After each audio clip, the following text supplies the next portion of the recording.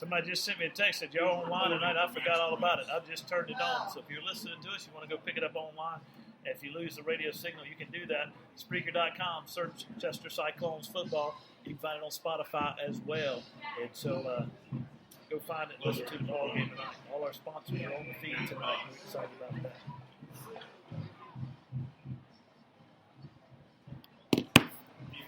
Cyclones up 7-0, 6:29 to go in the first. Keenan has their second offensive possession. Turned it over on the first possession, and they had about 4 first downs. They drove it down the field to the Cyclones. Running back in the backfield with the quarterback who's in the shotgun. That's O'Neal. Takes a shotgun snap, takes the handoff to his running back. No, he hands it to him on the dive. He's going to run over the right side. Ball's on the ground. Looks like the Cyclones are going to dive for it, and Luke Keenan might have gotten it back. Cyclones come out of there saying they have it too late for the signal. Cyclone football! Right, close another fumble. Number 11 fumbled the football. That's Macaulay Jameson. After he took the handoff from O'Neal on the dive play, broke to his right. Cyclones chased it down, game tackle, stripped the ball loose, and it was recovered into there. It might have been recovered by Reggie Heath Jr. of the Cyclones. Cyclones have it first and 10. Cyclones have it first and 10 at the Keenan Raiders. 24-yard line. Moving left to right. Wearing blue pants, red jerseys, blue helmets, blue numbers, red socks. Moving left to right, 6:14 to go. Second turnover tonight. Let's see if the Cyclones can capitalize. Dunham takes a shotgun snap, hands it off to Darius Head over the right side. Head's running hard. He bowled over a couple people. He got over 32-yard line down to about the 31. Picked up Darius Head the carries brings down up the second down. 30-yard line. And Donald Jones, number 25, on the side for Keenan. 4 on the play. Darius Head in the backfield with Zan Dunham. Shaneem McCullough in the tight end position / H-back. Antonio Hopkins comes on now. Head goes off the field. Andre Evans comes off in the slot from the left side. Jaquan Carter in the slot to the right. McCullough lines up in the tight end position. Dunham takes a shotgun snap. He's going to throw across the field to Carter. He overthrows him just a little bit. Good coverage out there by number 6 for Keenan, who's fired up with his own play. That's Adis Jameson. Adis Jameson on the cover. Third down and 7 for the Cyclones. 5:37. Jimbo, is this 2 down territory right here? 2 downs to pick up 1. Cyclones up 7-0. Got the second turnover on the fumble. Looking to capitalize here again. Dan Dunham rolls to his left, looking downfield. He's got a man open. He throws it deep down the field. That ball's going to be overthrown. He tried to hit Reggie Heath Jr. on the fly pattern. He looked short, guys. He had a little out play. He had a guy come wide open. I believe that's Andre Evans from the slot position.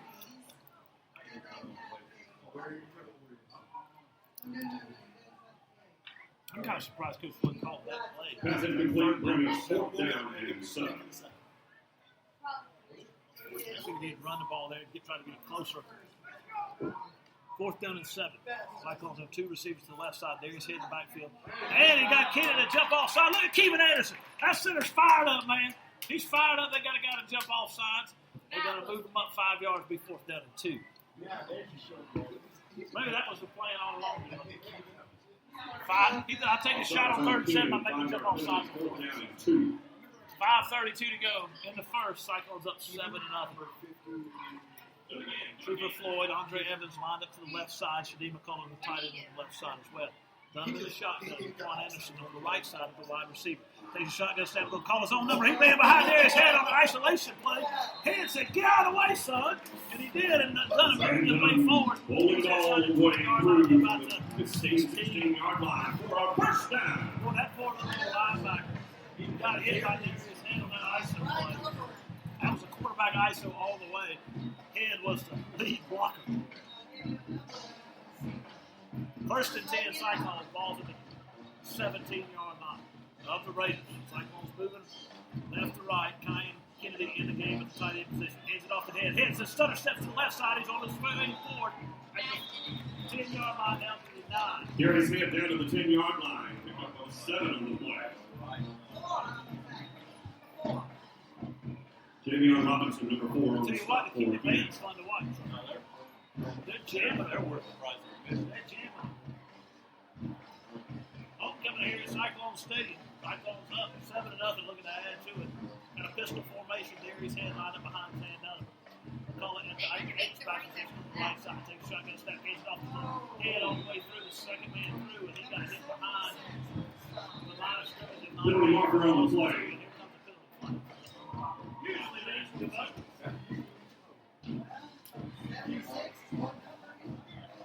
holding on the Cyclones. Back him up. Play secondary again, I would think. You know why I said that back him up and play secondary? I thought I didn't know what the coach would do here. The other team's coach would do. His name is not Dave Doran, so he won't be line of penalty. Ball spot on the 20-yard line. Second down. Second down and 12 for the Cyclones.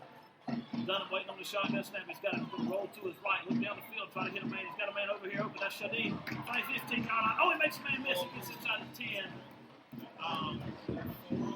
Got to about the 9-yard line. Javion Robinson, number 4 on the side. Javion Robinson. Shadeen's in the house. The mystery man. Pick up a penalty play. Brings it 3rd down and 2.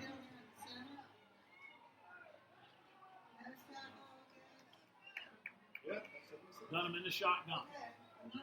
Ball's on the right hash. Moving left to right. Cyclones have 3:42 to go. Dunham cuts to the inside and pops outside. It's touchdown, Cyclones. 9-yard touchdown run by Sam Dunham on the left side. He started up the left. He started in at the tackles and bounced outside and put it into the house. Cyclones up 13-0 with 3:34 to go in the first. Here at homecoming at Cyclone Stadium.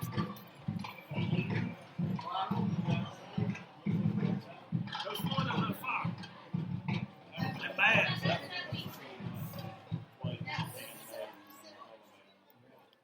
Trooper Floyd on the hold. Jalen Moss is the long snapper. Henry Floyd on the kick. Henry Glenn, I mean. That kick was a bad snap. It got rushed over the left side. And it was missed. That was a high snap. I mean, when Henry gets his timing off the bad snap, he usually not successful. It's a good snap. He usually goes straight through. We'll take a break and we'll be back. Cyclone football.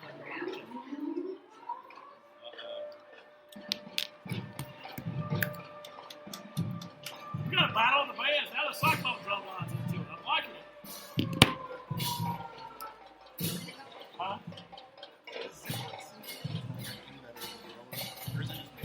Yes, that's all. Not at all. You didn't see it last week. Oh my God. That's where. I mean, the touchdown at the end, just jumped out of everybody.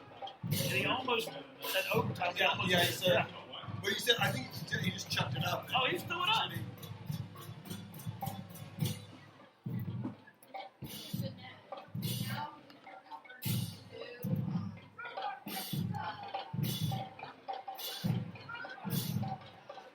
Cyclone kick. Henry Glenn kicks it deep.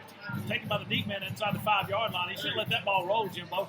He's going to get tackled inside the 5, inside the 15-yard line. Joseph Gilmore on the return and penalty marker down on the play. And he wouldn't have got hit.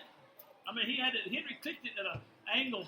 Guy was in the middle of the field. Henry kicked in the left corner, and he ran all the way over there inside the 5 and got the football. He should have let it roll to the end zone. Some kind of penalty on the Cyclones, though. I don't see it. Might have been a face mask. 3:25 to go. Cyclones up 13-0. Henry bring this the extra point. Poor snap, and Coach Floyd had a word with the holder when he came off the field. That poor holder, I tell you what, he's always going to be blamed. When you dance the head coach, you're always going to be blamed. They might be having a conversation about that at they might be having a conversation at the dinner table. I know you never did that way, okay?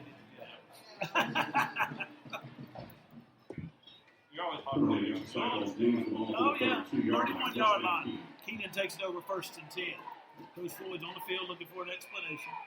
Now Keenan has the balls on their 31-yard line. Moves right to left down 13-0. Quarterback hands it off to his running back in the middle. He stutters over the right side and cuts back to the left up the middle of the field. He gets to about the 39 and gain 8.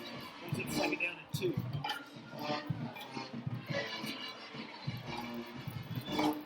Marquise Williams on the carry and Tony Hopkins on the Pendergrass on the stop of the Cyclone. Gain 7 on the play, 2nd down and 3. Quarterback for O'Neill's in the shotgun. 2 receivers on either side. Give it to his running back in the middle. He starts right, cuts back left. Jalen Moss on there with the tackle on the Cyclones. Number 56 40 for the Carter. Cyclones on the stop, Jalen Moss.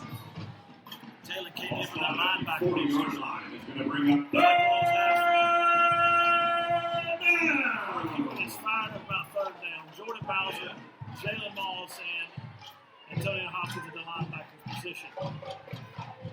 Locked up man-to-man. Free safety. Darius Head jumps off sides. Quarterback got him on the fake snap count. Give them 5 at the first down, boys. What's it? Well, I'll tell you, Jimbo, I don't know if you ever played on the offensive defensive line.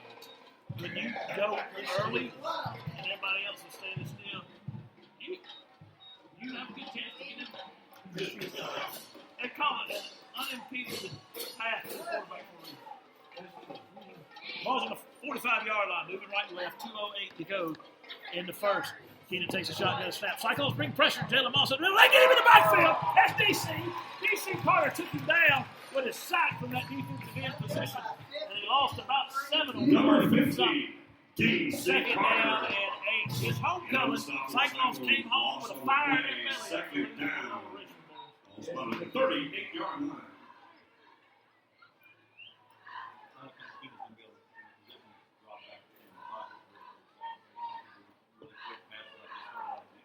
I don't believe they're going to be able to score 66 here. So hand it off the running back up the right side there. His head takes him down in the hole for a gain of about half a yard, maybe 1. 1:25 to go in the first. Cyclones up 13-0. Keenan has it. There's hit On number their third 5. offensive possession, the first 2 minutes in turnovers. Now the Cyclones going to try to force him into a punt. Third down and 16 Third on down. the scoreboard. And the always correct Jack Sink. Quarterback O'Neill's in the shotgun, running back to his right. 2 receivers to either side of the formation. Takes a shotgun snap. He's going to look downfield. Got a guy coming open, but he overthrows him. Ball falls incomplete. Good coverage back there by number 3, Andre Evans, who read it from the safety position. 54 seconds to go. It's 4th down and 16. On comes the punting unit for the Raiders. 4th down and 16. Andre Evans on the upward. You know, that's one thing we haven't seen. That's going to bring it 4th down to 5 or 6 the unit. years from Evans back at the 30-yard line to receive the ball. We've seen a number of them run back home. Punter is on, drops back. I can't see his number. He stands at his own 27-yard line, waiting on the snap. He got a good snap. It's a little bit high, good catch. Cyclones almost blocked it, but he got a good kickoff. It's going to be taken by Andre Evans at the fair catch at the 28-yard line. I believe if he had that to do over again, he would have called it because he had one man Hernandez O'Neal on the yards. punt. He was going to house. They getting close to it anyway. Cyclones taking over 1st and 10 at their own 28-yard line. Keenan's had the ball 3 times. No points to score to show for it. Cyclones had it twice and scored touchdowns on 47 seconds to go in the first. Cyclones have it. First time they have it, though, deep inside their own territory at their own 28-yard line. Dunham in the shotgun formation. Waits on the snap. Gets a high snap from Keenan. He tries to hit a swing pass over the right side up to Shadim. He's going to get over to 25, back to about the line of scrimmage. Maybe to the 29, gain of 1. McCullough on the catch and carry in our block. I like that little call, though. That's a great yard call. play. Second That down. little swing pass. You got to be careful on that because he's backwards fast.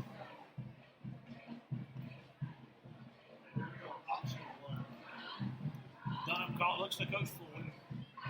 Gets his play call, gets some personnel in the game. Andre Evans is tight on the left side of the slot. Kane Anderson is tight on the right side. Zan takes a shotgun step, starts to his left, he cuts back to his right.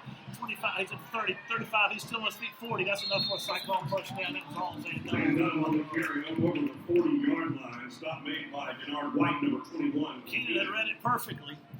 Zan just out Spotted athleted at him. the 41-yard line. It's a first down. He got 10 and he needed 9.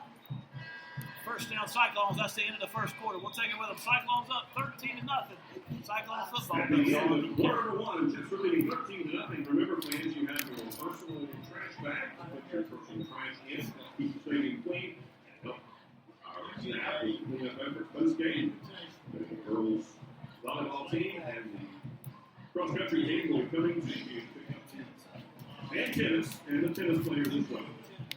So we thank those teams for coming together tonight and have a popular here at the stadium as we get set to begin for number 2. Congratulations to the Chester cross country team on the strong runs at Lancaster and Central Basin this past week. A lot of Chester runners recorded their personal best times this week as well. Cyclones will meet the 9-team meet this coming Tuesday at 5:30. Good luck to the cross country team Cyclones.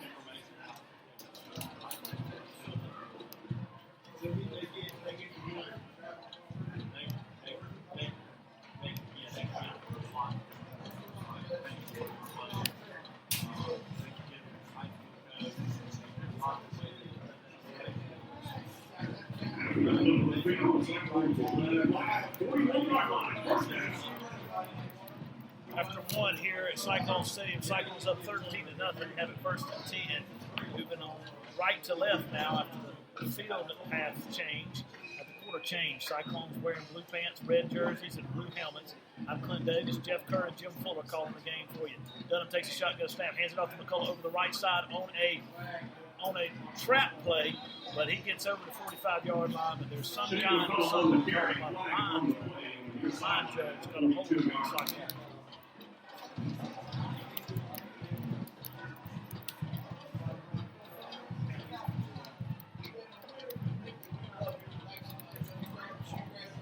Holding against the Cyclones. 10 yards from the spot.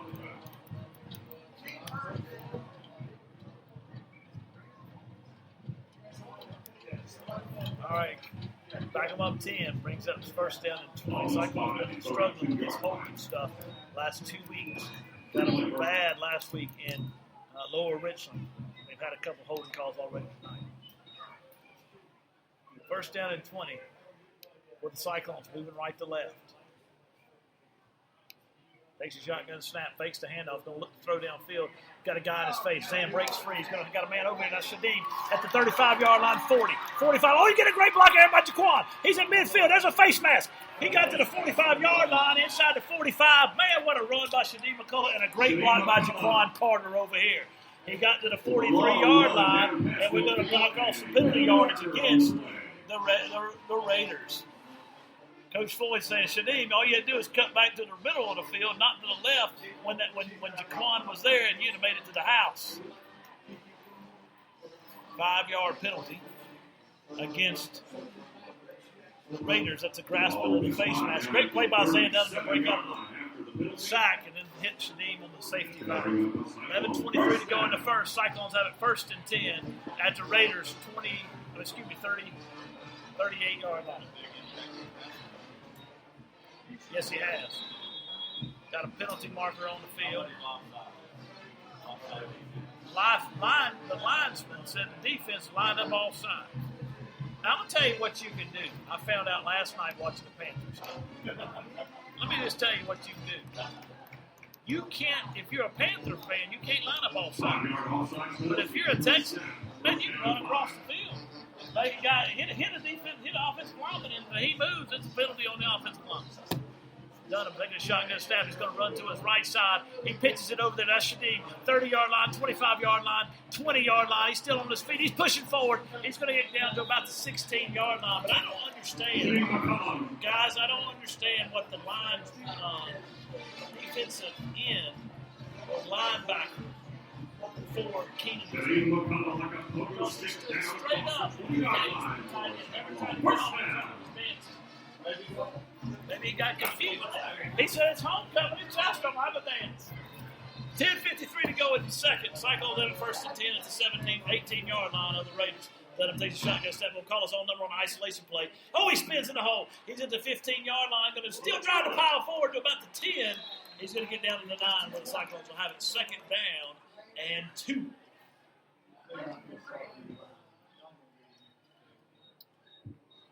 Well, I'll tell you what, big guys up front opening holes for the Cyclones. Ben Taylor, C.J. McCree, Keevan Anderson. Good to have Keevan back. DeMorius Thompson at number 7, my man, Javante Bell.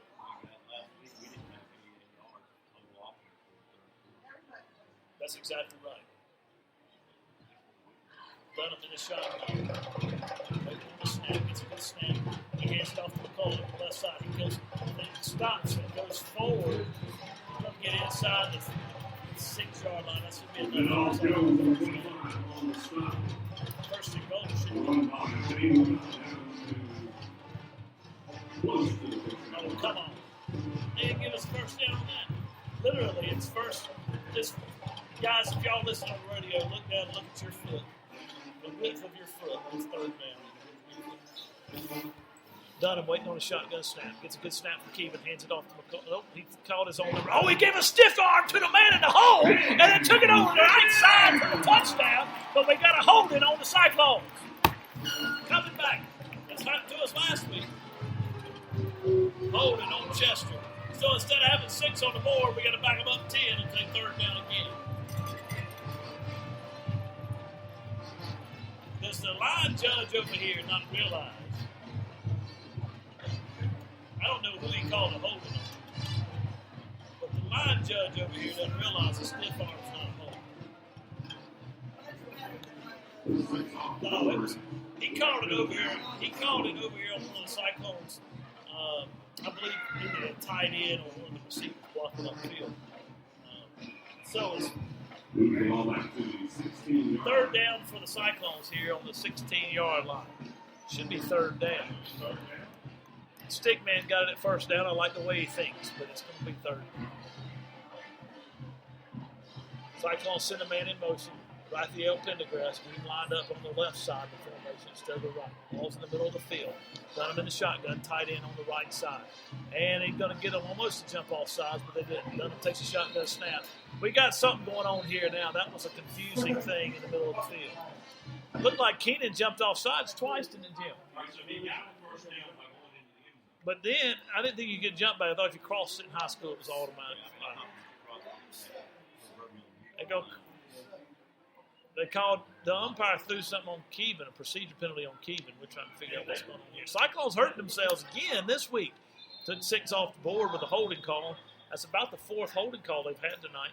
And now a procedure penalty. So it's third down and long for the Cyclones. Stickman's got, okay, he finally got it figured out over there.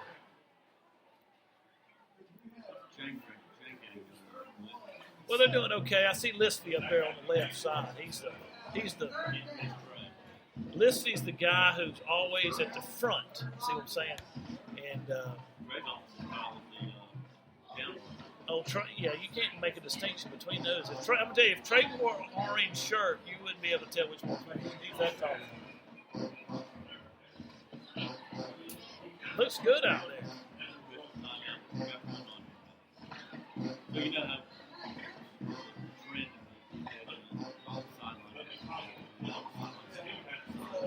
Yeah.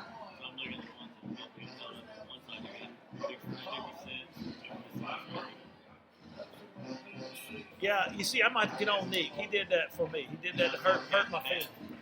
Nick did that to hurt my feelings. Mississippi State. I'm going to talk to him about that. Oh, my goodness, got a penalty. No, go to what's going on now? Well, I tell you what, this line judge over here, he's got a little issue with us. If I go another 5-yard penalty, not quite sure what's happening here.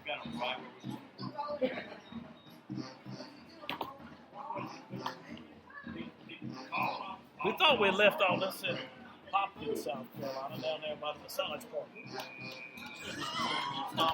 Fuller's old office. Dunham takes a shotgun snap. He's going to roll his life. They give him chase. And he spins out. He's trying to throw. He's going to roll back to the right side. He's got some room to run. He's going to throw across the field. He's got a man out there at the 10-yard line. Good play by Zan. Good catch by the receiver over there. Who's that? That's Shadeem, isn't it? No, that's I think it's Trooper. Oh, Trooper. Brings up 4th down. That is Trooper. Brings up 4th down and 4. Good throw over there by Zan. Good catch by Trooper. Now Neek is holding up the play card. We're not sure what's on the front, but the Panthers and the Cardinals on the left. Oh, we got 50 Cent right here, baby. This is 50. This is 50 right here. In the club, baby. In the club. I told you. I can't remember the days of Biggie and Tupac, man. Zan Dunham takes a shotgun snap. He's going to run to his left. He's not going to get it. I don't know. He's still driving hard. He had to get down to about the 6. It looks like they're going to spot him. No, they spot him at the 8-yard line. He had to get the 6. 8 minutes to go. Cyclones shot themselves in the foot on that drive. They would have scored. They did score. They pulled them it off the board due to a holding call and several other procedural penalties. Put way behind the sticks. Brings up turnover on downs. Oh, come on. Man. Come on. Red Devils. Tell you what, I don't like that 50 call. We got to leave 50 on the side. Or as our audience will do. Curtis is out.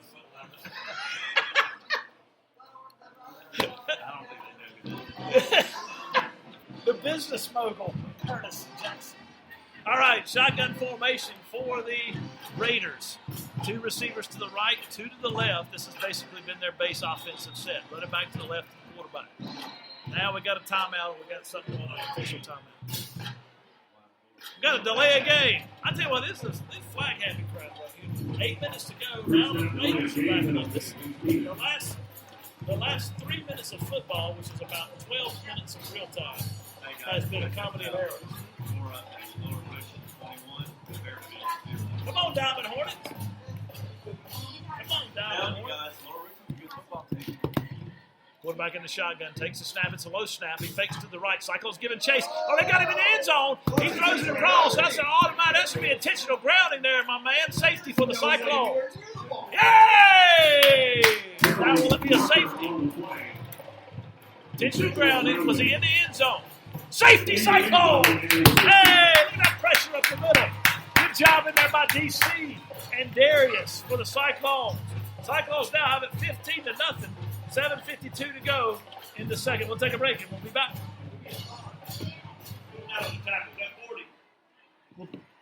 I love to see this. 21-0 over Fairfield. Was that 40 on the tackle? Was it Jalen?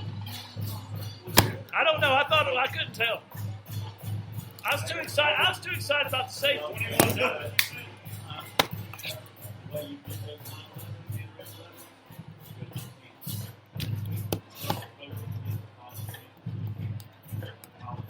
Hey, Mark. Yeah. I don't really pay that much attention because nobody on the radio knows. Whereas you call a roll number, they all know. They can't see. I gave it a Darius head. I just said one of the interior linemen.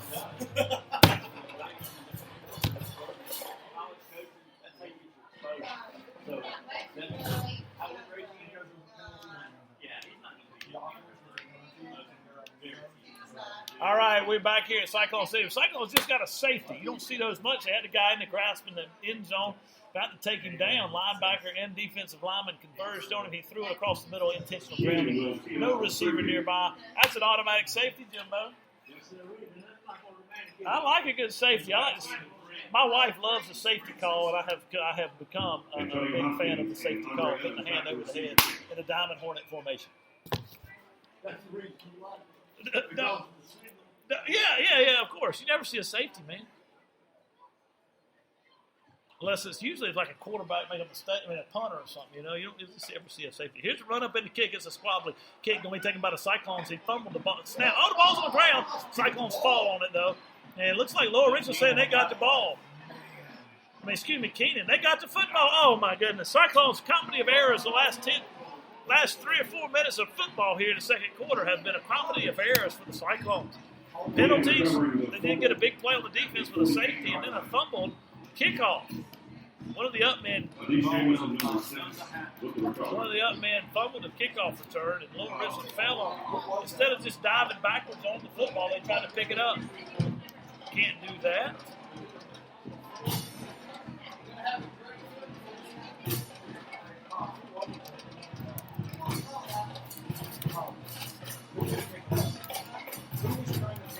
All right, Lower Richland brings their offense on the field. They look it over to get the play call. Got 4 receivers to the right side, 1 to the left. Empty backfield set. Quarterback's getting pressure. That's DC Carter. He threw it up again. Ball falls incomplete. DC almost got him another sack, but it was thrown to the receiver. Number 11, the receiver out there was DC Carter blowing up in the backfield. Second down and 10. They have not had any success on the drop back before they don't have time. But they do have time to get those quick ones, and they were successful in the first quarter. O'Neal in the shotgun. Running back to his right, takes shotgun snap. Running back's moving forward the whole time. Yeah, I was going to say, that running back was leaning forward the whole time. I'm glad to see that. This guy, this line goes on this side right here. He is getting paid on the flag. Oh, he's pumped, ain't He is not getting, it's not a flag fee night. he? You know what he did today? He went to the gym.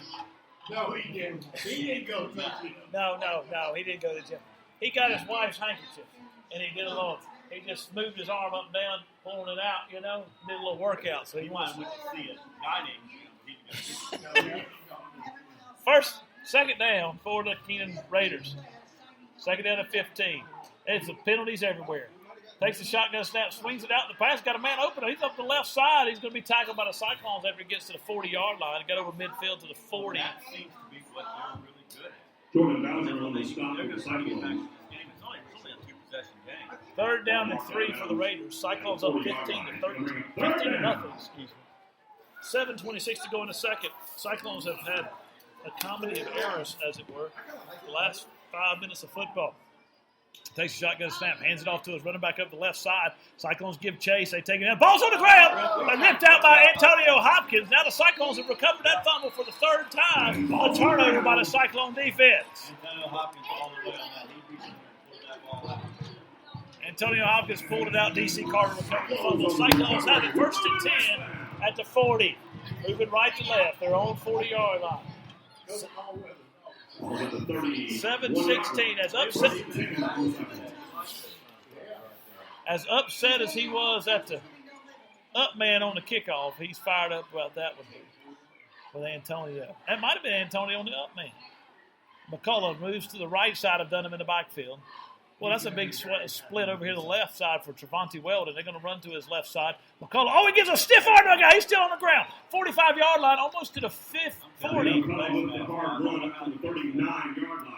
39-yard line. He picked up about 7 or maybe 8 on the play. I tell you what, Shadim gave him a stiff arm and ran through the tackle.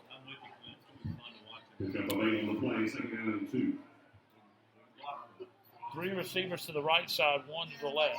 McCullough in the backfield. Cyclones spread it out. 5 offensive line. A big wide split. It's about 2 yards per split on the offensive line. Throws it out there on the backwards pass to Shadim. Shadim 35-40. 45-50. Got a hold in for the Cyclones. Going to bring it back. Another doggone penalty. Oh, Cyclones killing themselves. At least holding on the Cyclones. Spot foul. Second down. We'll go from first down over across the midfield stripe to second down and about 10. The ball will be spotted on the Cyclone 32-yard line. I tell you what, they're killing themselves with these holding penalties the last 2 weeks. Second down and 8 for the Cyclones. 6:36 to go in the second. Coach Floyd, Coach Dodson can't be happy with what they see right now from this offensive line unit. A lot of holding on the field.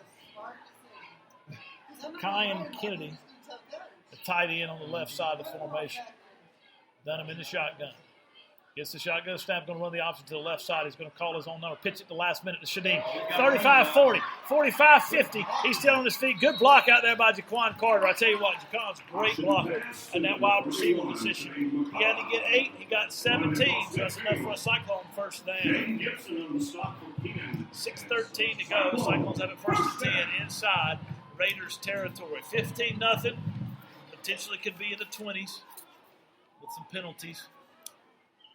Right now, the Cyclones driving to add to this 15-0 lead. Dunham in the shotgun formation. Evans in the slot to the left. Hands it off to McCullough. McCullough makes a couple of minutes. No, Zan keeps it himself. Excuse me, he faked me. And he got over the 45 down to the 43-yard line where the Cyclones put in play second down and 5. He faked me. I tell you what, Shadim ran that hard, and I thought he had the football. That's a good fake by Shadim.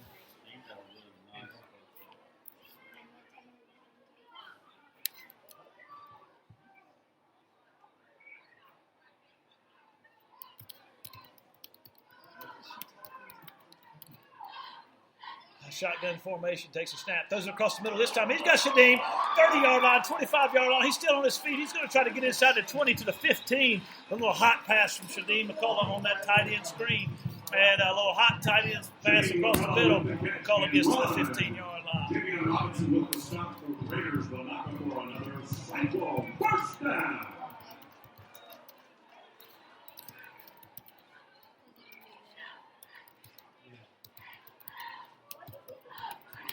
Now the Cyclones have it 1st and 10 at the First and 10 on the 15-yard line of the Raiders. Cyclones start to pick up yardage in big chunks right now against this Keenan defense. Get into a little bit of a rhythm. We can keep them holding. We can get some points on the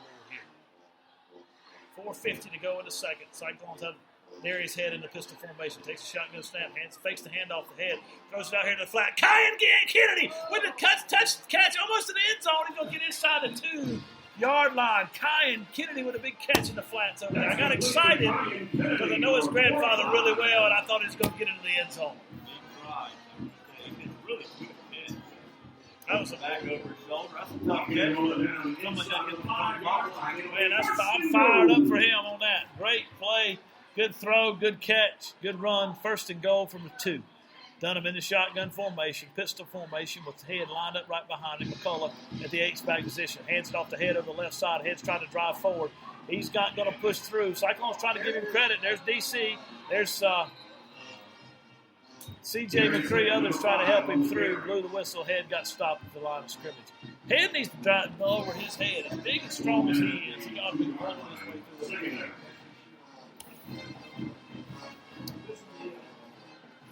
3:58 to go in the second. McCullough H-back to the right side, right behind Ben Taylor, the right guard.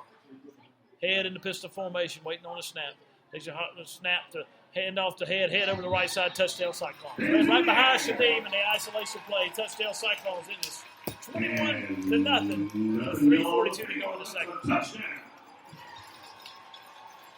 I'm really impressed.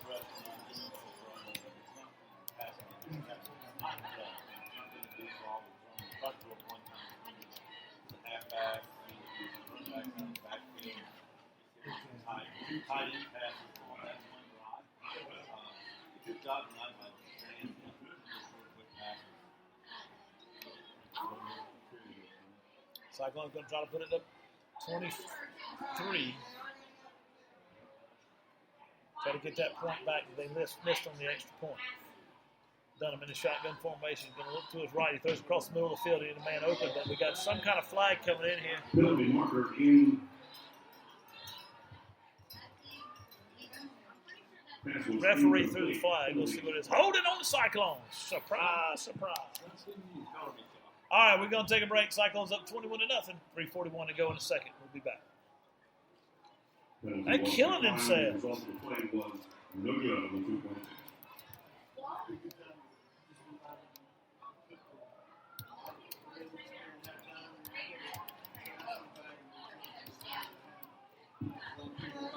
Once again, don't forget, if you have your trash bags, please make sure you put your personal waste into those trash bags, at least the waste you got from the concession stand. And they will be collecting those at the end of the period.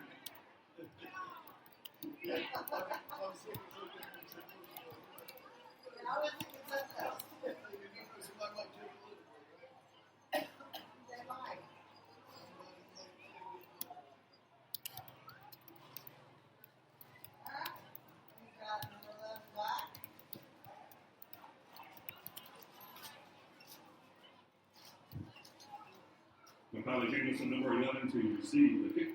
All right, we're back here. Henry Glenn's talking to the umpire. Getting ready to put this ball into play. Teed up on the 40, kicking right to left. Cyclones wearing blue pants, red jerseys, blue helmets. Up 21-0. 3:41 to go in the second over Keenan. Here at home, on homecoming. Here's the run-up and the kick. Henry Glenn's right-footed kick is going to be angled to the left side, taken by the deep man at the 11-yard line. He's trying to cut to the sideline. Cyclones give chase there. He's out there. Reggie Heath Jr. making the stop for the Cyclones. The sophomore has made some big plays on the special teams unit for the Cyclones this season. 3:33 to go. Keenan takes it up. Takes it 1st and 10 at the 24-yard line. On the ball field. Mark. Lee Academy on top of PD. All right. 7-6. Jeff Kerr giving us an update. Some scores. 21-0 Cyclones. Keenan moving left to right. They wear a nice looking uniform though. They got a black pant, white jersey, and a white helmet with a sharp. Quarterback's in the shotgun formation, takes the snap, hands off to the quarterback on the left side. He makes a couple-man miss. That's Jordan Bowser giving chase now. Antonio Hopkins along with DJ Stevenson make the stop for the side. Maybe 5 brings them second down and 5.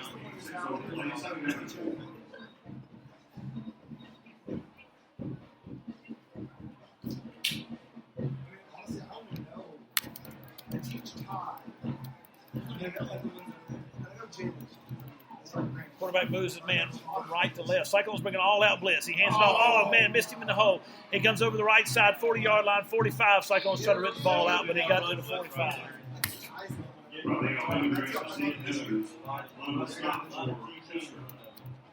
That's exactly right. Cyclones brought the run blitz. Everybody up the middle. And he bounced outside and made a stiff arm on the prospective tacklers. I believe it was Zeke Evans.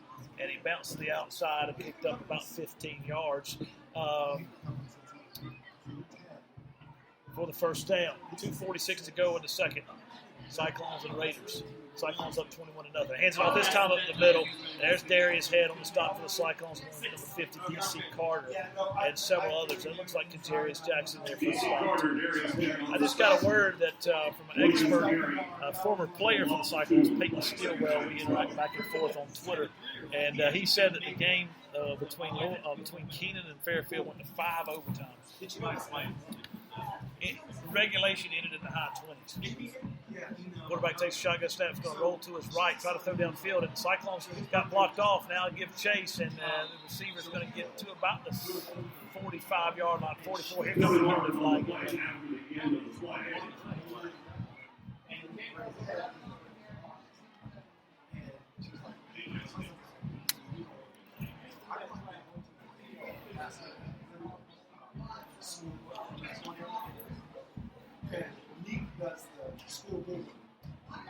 I'm trying to figure out what it was. It looked like the Cyclones got him around the head. Yeah, it did.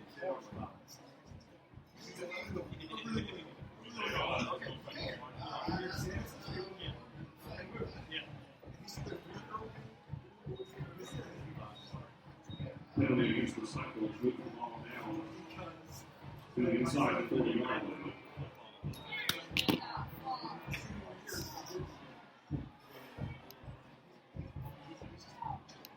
Oh, man. It's the second one tonight. Cyclones jump off sides.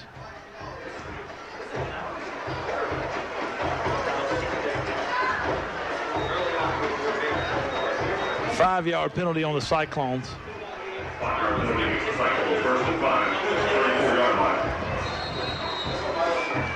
Timeout, Cyclones. We'll take it with them. 1:53 to go. 21-0. Cyclones up in the second.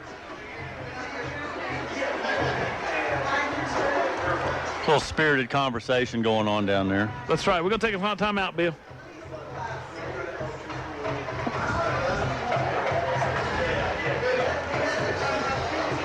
Bill might have went to the Chicken King. Bill done run up there to Joe's one stop. Got him a little bit. Text that guy back, Jeff. See if he got you now. I hit the broadcast button, knocked the microphone off. See if he got you now. Apologize to those of you. I hit the button, knocked it off. Trying to get all this set up and ready to go. Online is the challenge. Well, that was a spirited conversation with Coach Caldwell and Coach Floyd and the defensive coaches down there on that timeout. I like the way you put that, spirited.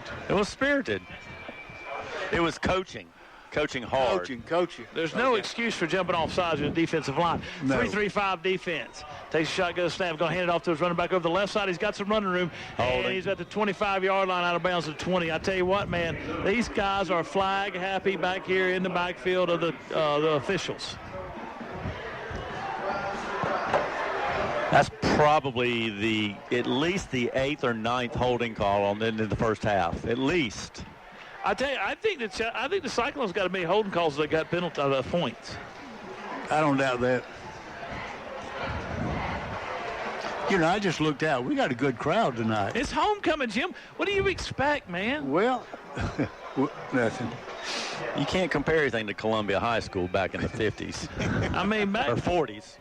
We were wall to wall. Oh, you know they were. They're about 7,000 at every game. 8. They came to see Jim. Shotgun snap. Oh, he fakes the hand. I'm going to throw a little screen, wide receiver screen. He's got an open Well, he's field. got some- 45, he's got 35 guys, yard he's line, got some 30, room. 25, 20. He's still on his feet. 15, 10, 5. And he's going to lay out. Did Yeah, he he get got in it. there? He should. That's He a got to touchdown. the touchdown. What an Raiders. effort. Good, great effort by that young man right there. 124. Great play call designed. Little old bubble screen, Clint.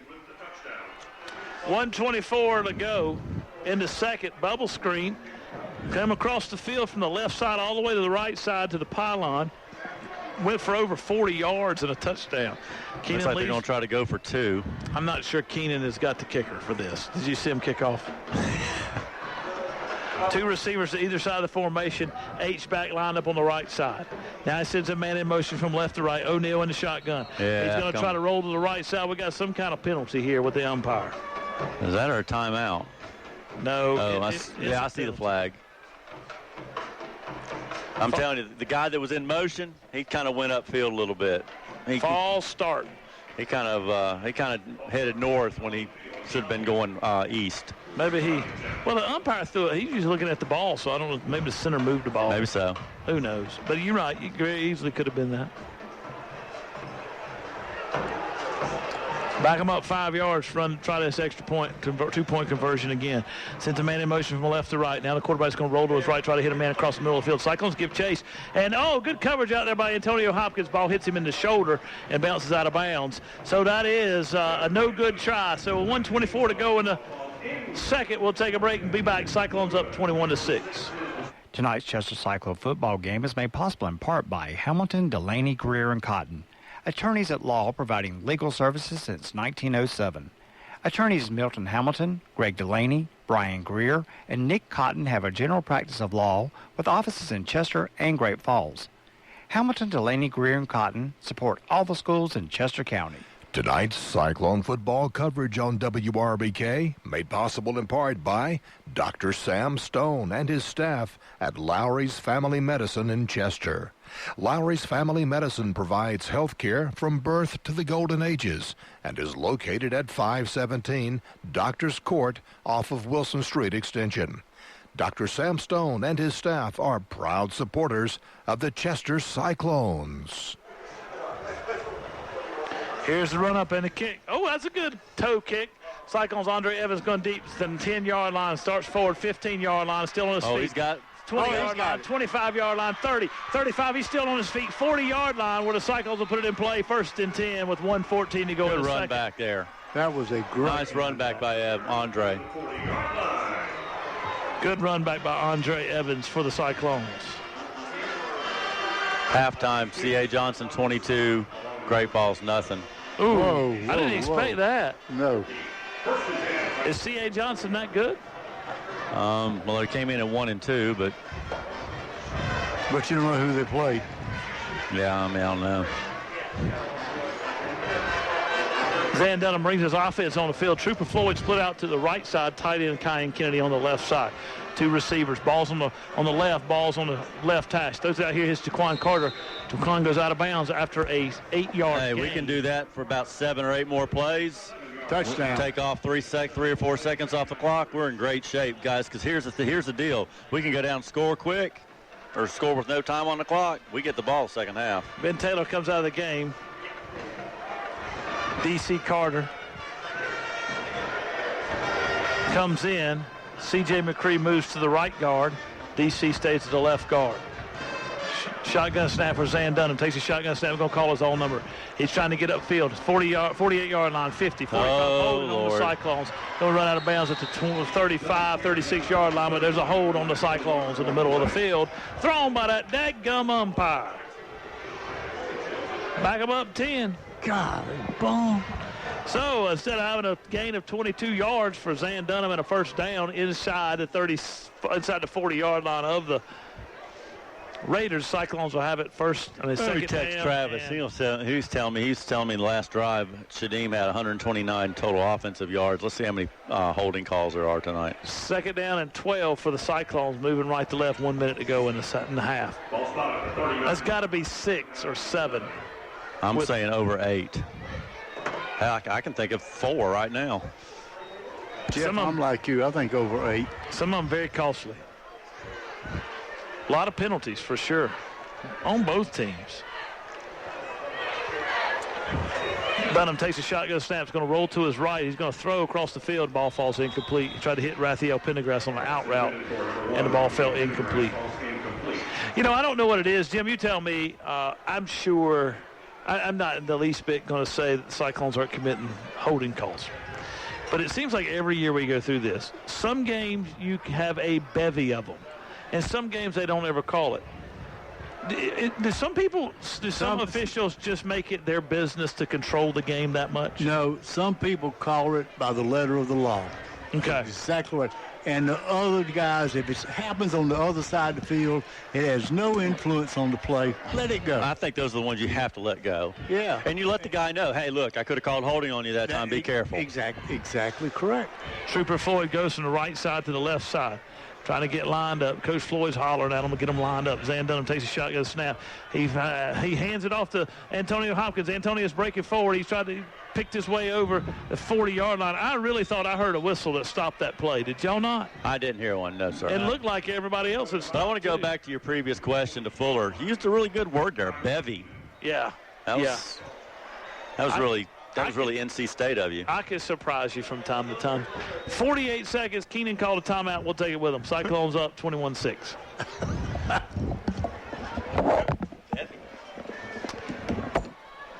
Sam's Equipment, 1872 J.A. Cochran Bypass in Chester can take care of all your small equipment needs. Sam's carries Hustler residential and commercial mowers, steel handheld equipment including trimmers, chainsaws, blowers, edgers, and accessories. Websites, hustlerturf.com and steelusa.com. 803-377-2122. Open Monday through Friday, 8 until 5. Sam and Troy support the Chester Cyclones. Tonight's Cyclone football made possible by Burns Chevrolet Cadillac in Rock Hill. Serving the area since 1923 and located off I-77, exit 82B in Rock Hill. Burns has new Chevrolet and Cadillacs along with a selection of pre-owned vehicles, including Buy Here, Pay Here.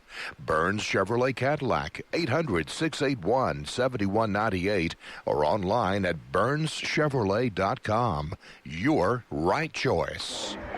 All right, back here, Cyclones up 21-6. Keenan comes out with 37 seconds to go in the half, trailing 21-6. Take it over 1st and 10. Ball's on their own 25-yard line. During the break, Henry Glenn hit a 35-yard punt.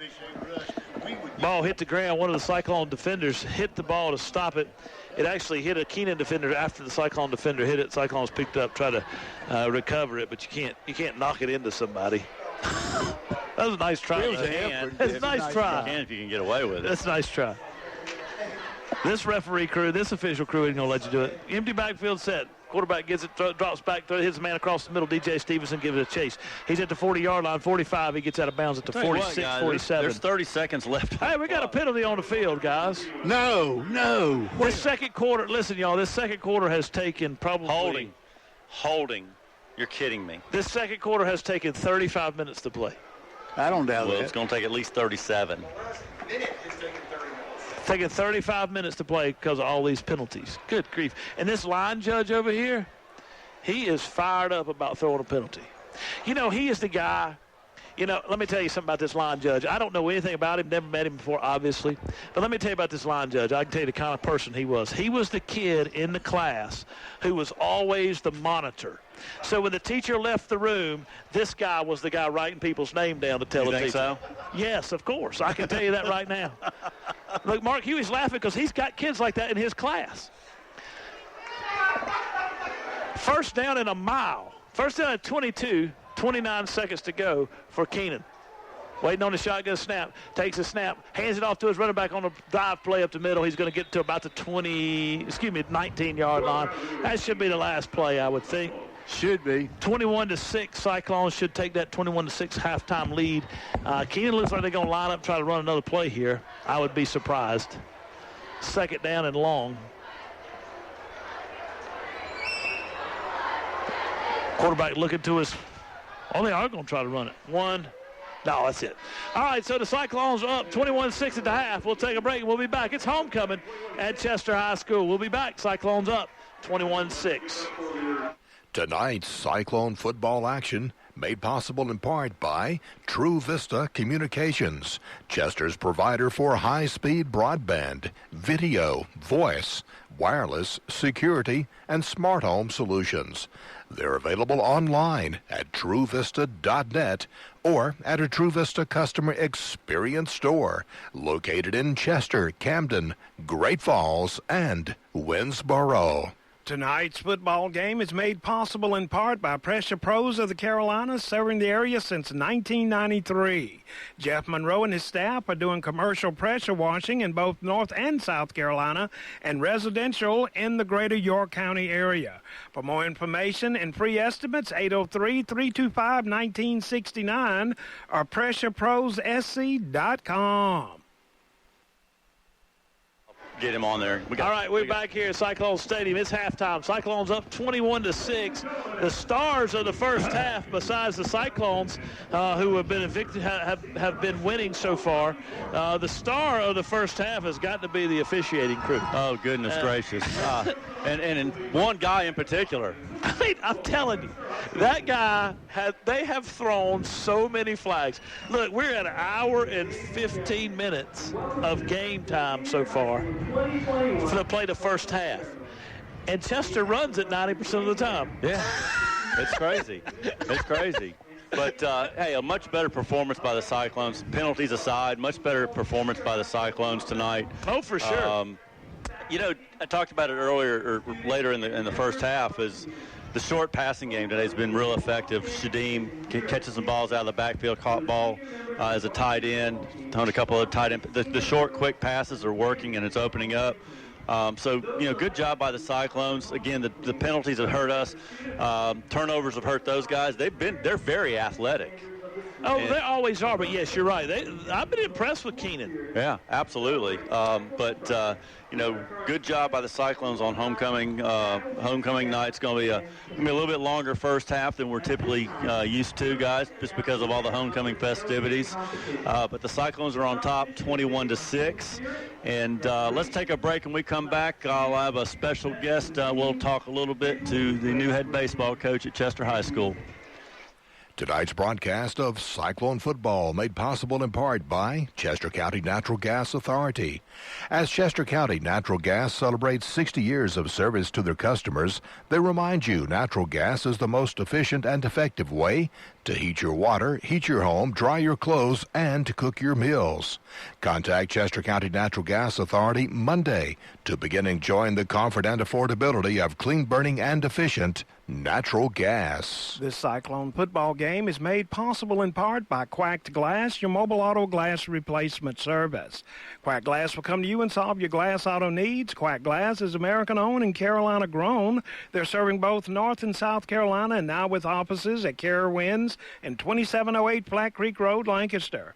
866-787-8225 or online at quackglass.com. You can trust the Dove. Relax on and off the field with Founders Federal Credit Union.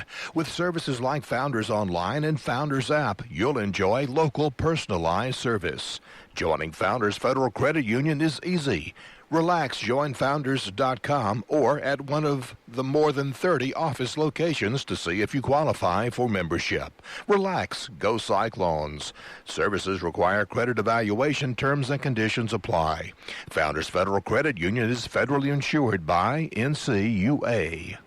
For over 77 years, Fairfield Electric Cooperative has delivered electric energy to our consumer owners. As a Touchstone Energy Cooperative, we are part of a nationwide community of local, not-for-profit cooperatives committed to enhancing our customers' lives and livelihoods by providing reliable power, high-quality customer-focused service, and valuable products and services. We're Fairfield Electric Cooperative, your Touchstone Energy partner, proud to be a part of tonight's Cyclone football coverage on WRBK.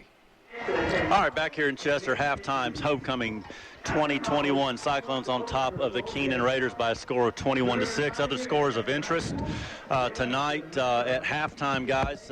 Fairfield losing to Lower Richland by a score of 21-0. At halftime, this is a big one. South Point losing to Spring Valley 7-0 at half.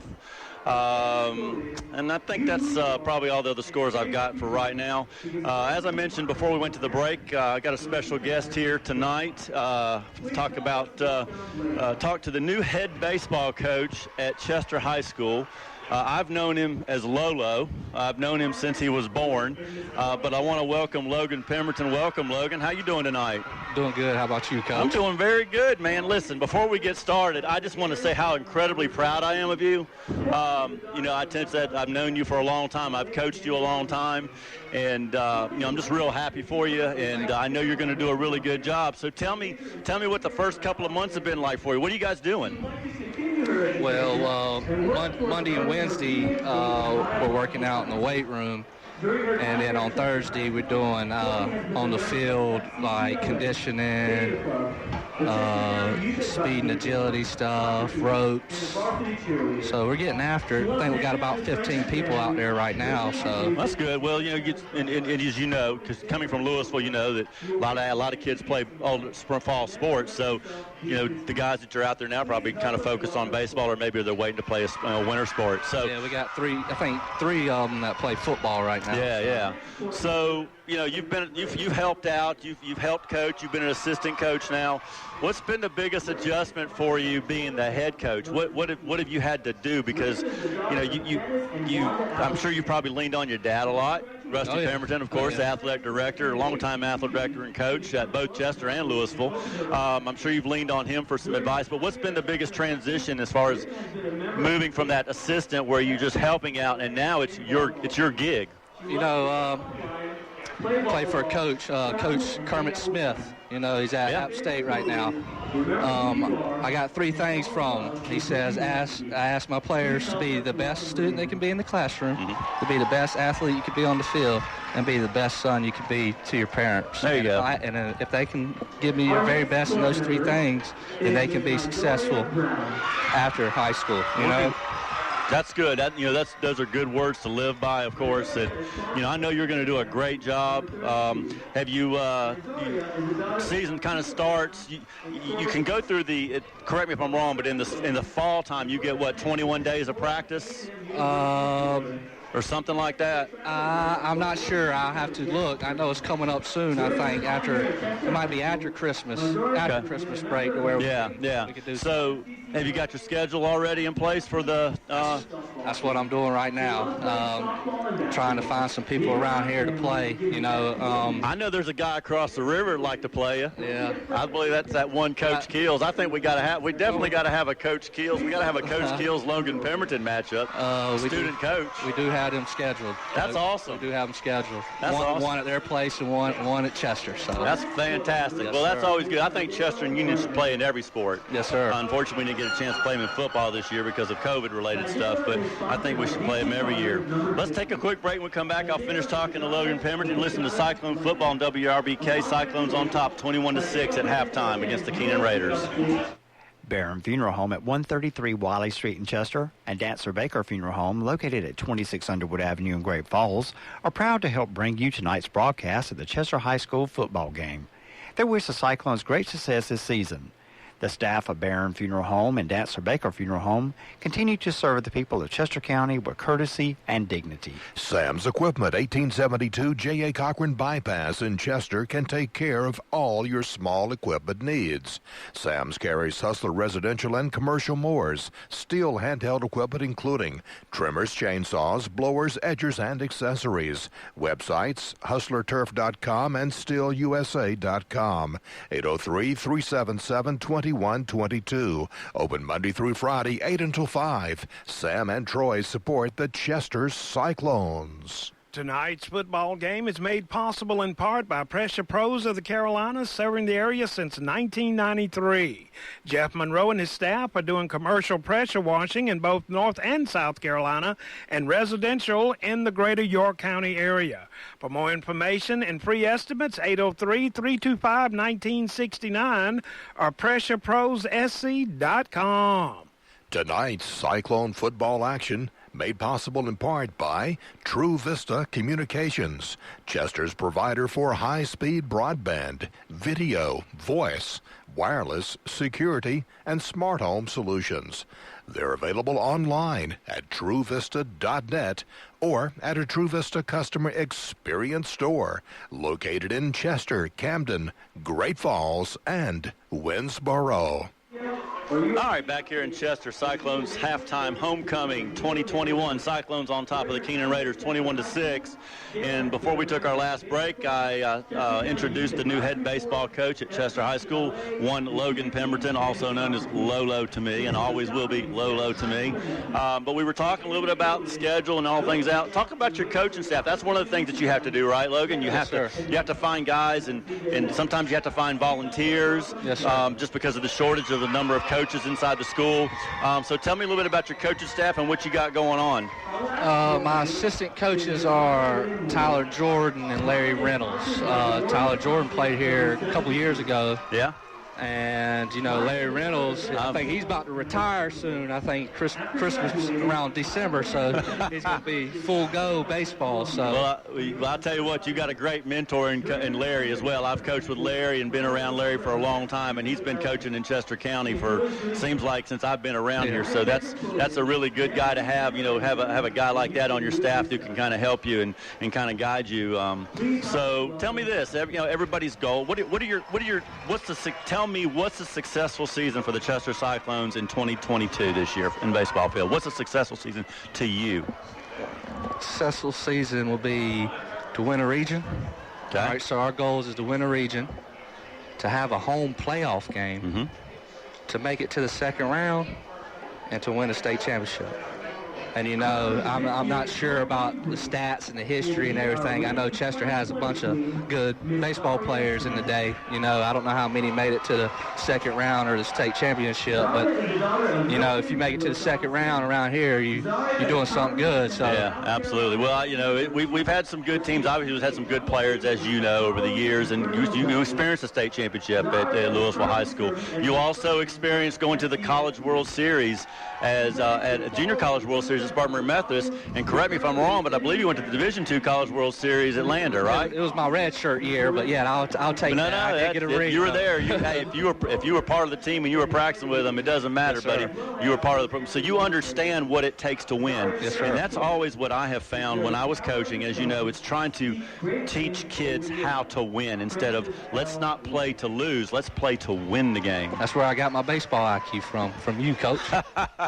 Well, thank you. I appreciate that, Logan. I really do. But listen, I'm super excited for you. I'll be out there cheering you on, and just real happy for you and for your family, and just go out there, go be great, man, and yes, just be you and lead by example, and you'll do fantastic. And again, I'm super proud of you, brother. Yes, sir. And Coach, KK said something about you made some dessert over here, so I'm going to eat some before I leave. There's some salted caramel cake over there if you want to. Yes, sir. But Logan, thanks for coming up tonight. We got halftime festivities going on. When we come back, I'll have Travis Jenkins on here, talk a little bit about the first half. But you listen to Cyclone football on WRPK. Cyclones up 21-6 over the Keenan Raiders. Tonight's Cyclone football made possible by Burns Chevrolet Cadillac in Rock Hill, serving the area since 1923 and located off I-77, exit 82B in Rock Hill. Burns has new Chevrolet and Cadillacs along with a selection of pre-owned vehicles, including buy here, pay here. Burns Chevrolet Cadillac, 800-681-7198 or online at BurnsChevrolet.com. Your right choice. Tonight's Chester Cyclone football game is made possible in part by First Citizens Bank. At First Citizens, we believe that banking is all about the people we serve, and we work hard every day to make sure our customers know how we feel.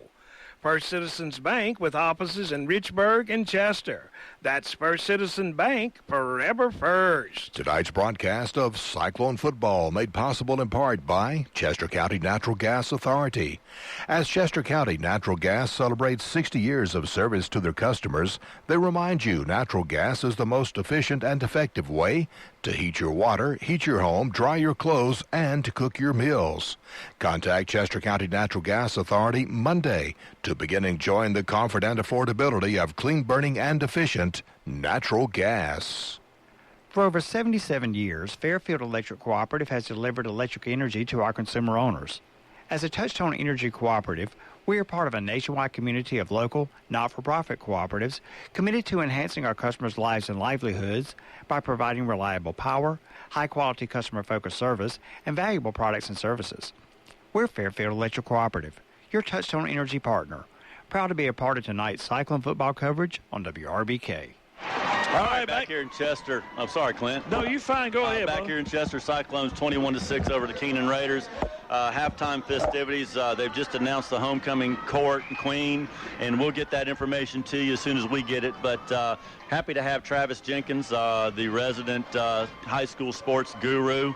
Does a fantastic job covering sports for Chester County, and happy to have him here tonight in Chester. And then, of course, next week he's going to be I'm pretty sure he's going to be in Pride Valley next week for the Louisville Great Falls matchup. But we're happy to have you tonight. So, Travis, it's 21-6. You were with us last week in Lower Richland, and much different game. It's 21-6, and Cyclones got 21, Keenan's got 6, and I think this line judge on this side's got at least 10 holding calls. I was going to say, I think we've had more flags than a 4th of July parade. It's crazy so far tonight. 16 so far by my count. The big difference last week, the turnovers crippled Chester. Right. I think they turned the ball over 4 or 5 times. Set up one score for Keenan, missed out on their first drive last week. They score, called back on a penalty, and they lose a fumble on the very next play, right, which would have been the difference in the game, obviously. Right. So they've taken care of the ball. They've aside from on that free kick, right. But they forced 3 turnovers. Offense looks a lot more crisp. The passing game looks as good as it has this year. I was talking about that in the second quarter. I was just talking how the short passing game, hitting Shadim out of the backfield a couple times. He made a catch at the tight end, and we actually had 2 passes to the tight end on consecutive plays or on one drive. But the Cyclones' short passing game has looked really good. And on the other side, Keenan came out of the gate moving the football. Yep. And it was the short passing game. Of course, they tried to go long on the first play, but it then had a holding call. But they had some success with some of the slants and the short screens, and then they just seemed to get all out of it. And then, of course, the turnovers. But that touchdown drive they had, everything they did was short and quick. They're athletic. Very athletic. And they can run. That seems to be when they thrive. Just get the ball in your playmaker's hands quickly. Because almost every time their quarterback has had to run a play that requires any amount of time at all, he ends up on his back. Yeah, exactly. So, they get the ball out of his hands quick, and like you said, they've got athletes on the corners that can make plays, and they certainly did on that last drive. Yeah, they haven't really had an answer for us defensively, but they were apparently they were in a shootout with Fairfield Central that went 5 or 6 overtimes. 5 overtimes 67 to 66, which I mentioned it earlier, Fairfield's down 21-0 at Lower Richland, which I got to be honest with you, kind of surprised me that it doesn't, because I thought Lower Richland was a good football team. But you got some statistics for us in the first half you want to share? Sure. First of all, we alluded to the good night that Zan Dunham's had throwing the ball. He has 6 of 9 passing so far tonight for 75 yards, if I can read my own handwriting. Zan has also run the ball 8 times for 70 yards. And then McCullough has 83 yards rushing, and then he's got I think 36 yards receiving. He's got or 46 yards receiving. He's got 129 yards and a touchdown. Yeah. 129 total yards and a touchdown in the first half. He has really, really come on. He's going to be fun to watch the next couple of years. He sure is. Well, just next year, because I think he's a junior. Yeah, next year. And do I understand right? He had not played football since like 7th grade. That I don't Somebody know told of. me. I don't know of, but he's been, he's really come along throughout the season. We saw him last week. He really single-handedly just kind of kept us in the game with a couple of catches last week, if you recall. Right. High point and a couple of balls, miracle catches, if you will. Well, I think scored every touchdown for the Cyclones, and almost scored a touchdown in double overtime. That's correct. Almost made like a third dramatic, crazy contested catch in the end zone that would have. What about penalty yards, Travis? I haven't added the penalty yards up, but I think we've got something like 18 penalties called in the first half. And this line judge over here, this line judge over here has got 12 of them. Yeah, it's just. And let me tell you, the Chester coaching staff is very enthusiastic about the. Are they having spirited conversations? They have. They sure have. Yep. I'm sure. Yeah. But certainly appreciate it. So let's do this. We're writing it down. We're gonna take a quick break, and when we come back, we'll get ready for the second half. Cyclone football on WRBK. Tonight's Cyclone football coverage on WRBK made possible in part by Dr. Sam Stone and his staff at Lowry's Family Medicine in Chester. Lowry's Family Medicine provides health care from birth to the golden ages and is located at 517 Doctors Court off of Wilson Street Extension. Dr. Sam Stone and his staff are proud supporters of the Chester Cyclones. Tonight's Chester Cyclone football game is made possible in part by Hamilton, Delaney, Greer, & Cotton, attorneys at law providing legal services since 1907. Attorneys Milton Hamilton, Greg Delaney, Brian Greer, and Nick Cotton have a general practice of law with offices in Chester and Great Falls. Hamilton, Delaney, Greer, & Cotton support all the schools in Chester County. Sam's Equipment, 1872 J.A. Cochran Bypass in Chester can take care of all your small equipment needs. Sam's carries Hustler residential and commercial mowers, steel handheld equipment including trimmers, chainsaws, blowers, edgers, and accessories. Websites, hustlerturf.com and steelusa.com. 803-377-2122. Open Monday through Friday, 8 until 5. Sam and Troy support the Chester Cyclones. This broadcast of Chester Cyclone football is made possible by Polk Bell Bonds, serving Chester County for over 30 years. Polk Bell Bonds executes surety bonds in all state or federal courts and can provide GPS, electronic, or alcohol monitoring. Ned Polk is available anytime at 581-POLK, 482-POLK, 789-POLK, and 872-2222. Polk Bail Bonds. You're listening to Cyclone Football on WRBK Richburg, WNBK Whitmire, WEBK Society Hill, WUBK Inner Able to give you a key. All right, we back here. Cyclones getting ready to take the field and get to football here to start the second half. It's homecoming here in Chester. Got 3 minutes to go. The door of the press box somehow got locked when somebody went at it. All the coaches locked out. Jack Sink, the clock operator, was locked out. I told Gene McCaskill he needed to get Campbell to give him a key. We need to lock out that that line judge from this side. Yeah, we hope he don't make it back out. We're going to go. We're going to tie his right hand behind his back. We gave him a special hot dog. Don't tell him. A special hot dog waiting on him. But it's 2 minutes and 25 seconds in the halftime period. Cyclones out here getting warmed up. Coach Floyd, I'm sure, had a conversation, his coaching staff, with the guys. Coach Dodson in particular about the holding calls. 16 penalties in the first half total. Unbelievable. If you miss Travis, give that statistic. But 16 total with both teams, and I bet 11 of them were called by that one line judge. I'm going to say at least. It was double digits. There's no question. I'm telling you, he's getting paid by the flag. Let me tell you, he was calling hold. He called. I have never in my life seen a line judge call holding. He called holding from behind the play. I mean, I've seen him call holding that happens right in front of him. He called it behind the play. Now Jack Sink is hollering out the window. I'm loving life up here right now. Let me go. Hey, we've got a score. Wando's 27, Stall nothing, in case you were wondering. I also got an update for you, Mark. PD Academy 21, Lee 8. All right, so we got a message. Somebody won't know who the homecoming court was. And I have no idea. You know what? You're in business. Bill Baxter said a listener called, said, hey, what's the homecoming court? It might have been Bill. Well, I said we were going to announce it once we found out. All right, so second runner-up would be Miss Raven Alexander. First runner-up would be Miss Courtney Jackson. And the homecoming queen for 2021 in Chester, South Carolina, Chester High School, is Miss Jayla Graham, the daughter of Dr. Graham. Aww. And I understand that Ben Taylor, right guard for the Cyclones, was the homecoming king. He's big enough to be Were you a homecoming king, Jimbo? He was. Yeah. No, I won't say it. Jimbo was not the homecoming king. We didn't have a homecoming kings in Hunter Huss. Now, we had homecoming queens. No, y'all went out and got in your big old pickup trucks with your big old mud tires on it. No, I never had any of that, man. I never had any of that. I never had any of that. My dad was too economical for that. So, anyway, tonight's special night. Coach Floyd letting the guys wear these red jerseys. They don't wear them often. They usually wear blue jerseys at home. But these red jerseys, they hold them for special occasions. Tonight, homecoming, trying to get off the snide, wear the red jerseys. I'm also going to say, I'm going to go out on a limb. I don't know if this is true.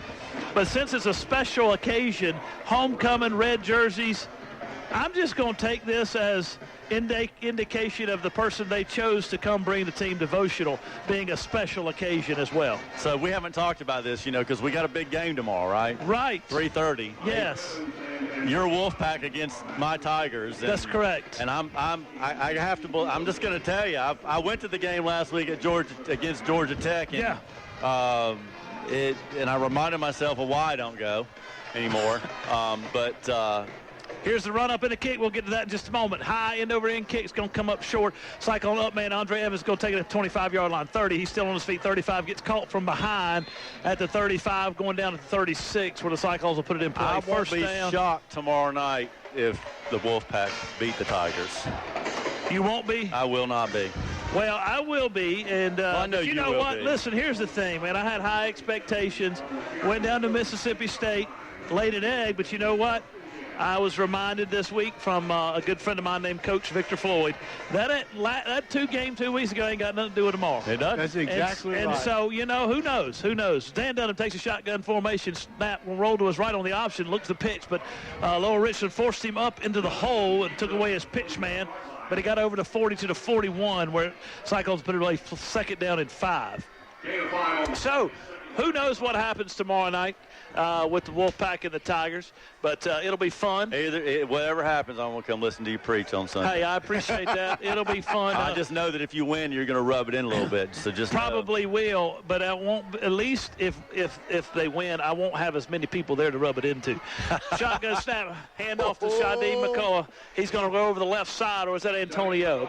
No, that's McCullough. Over the left side, he gets the 1st down. Well, I'll be there, win or lose. I have to usher. I'm kidding. I'm kidding about that. I'm not. I'm teasing. No, we'll see what happens. It should be a good game. Could be a good game. Could be a blowout. Either way, who knows? No, I think it's going to be a good game. I think it'll be a slobber knocker. What's the spread? I have no idea. It was like 6 or 8 or 10 or something. I don't know. It doesn't matter. We can't score. Dunham in the shotgun formation. This time the ball's loose. Cyclone's going to cover a fall on it. Cyclone looked like Demarius Thompson recovered it. Yeah, it bounced right up into Thompson's hand where we had all the bad breaks last week. We had a good break here tonight. Sometimes just be in the right place at the right time. Ball bounced right up into Demarius' hands. He did the right thing and fell on it. McCullough, as Antonio Hopkins fumbled a handoff over the right side. But thankfully, Demarius was there in this left tackle position.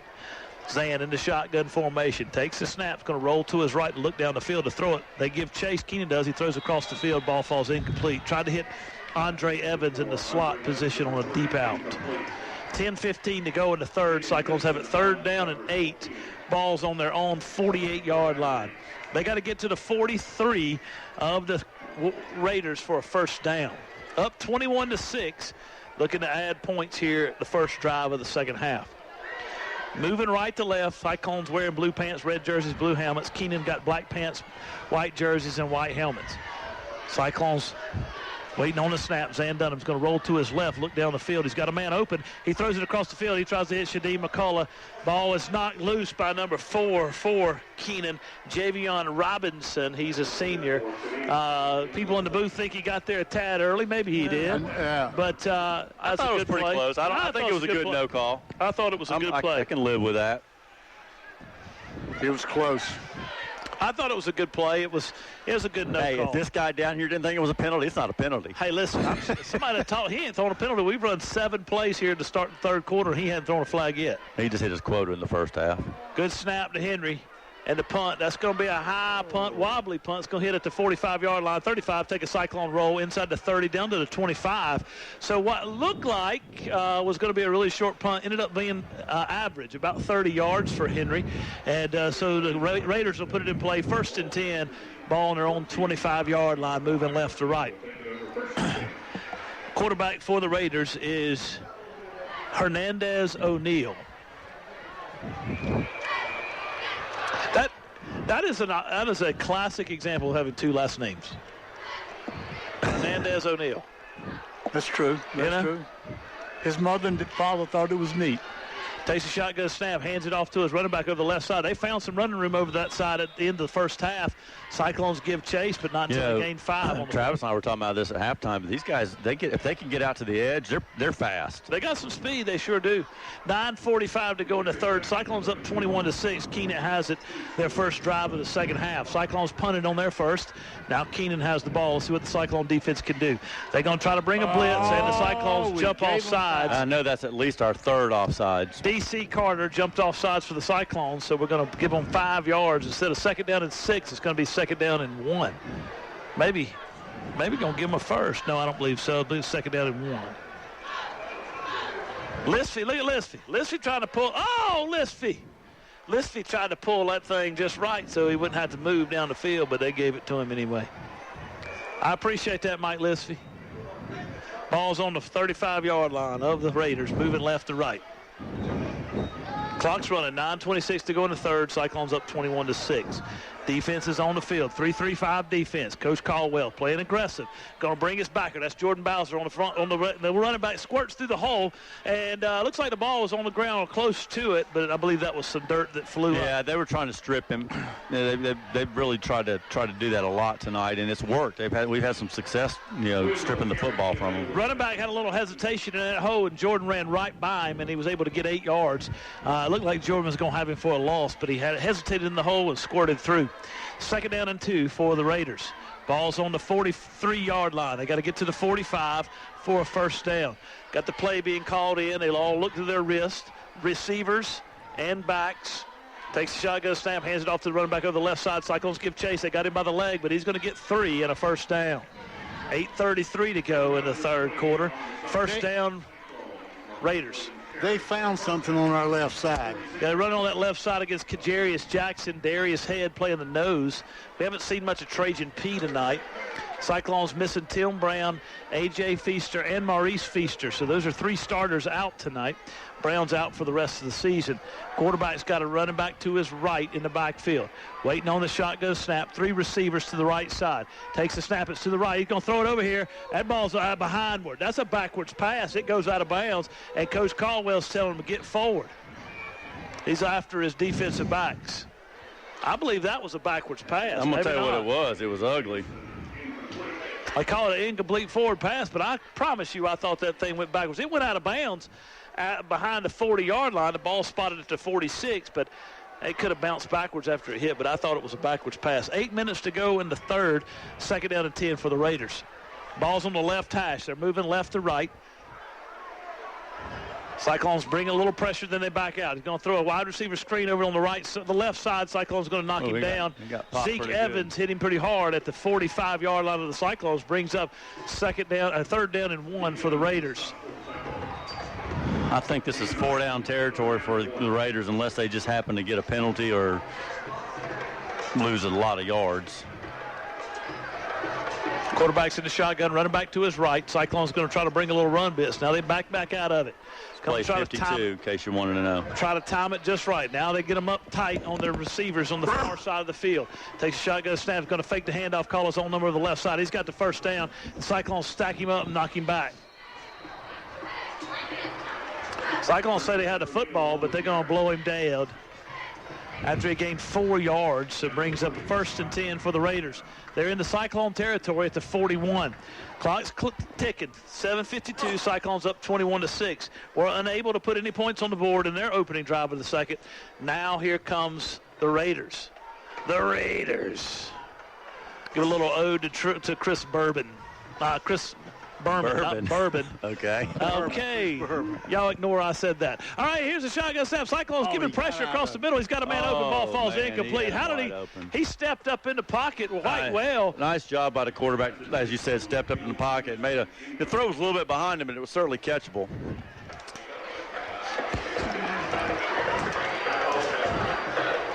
Second down and 10. 7:38 to go in the third. Raiders threw across the field.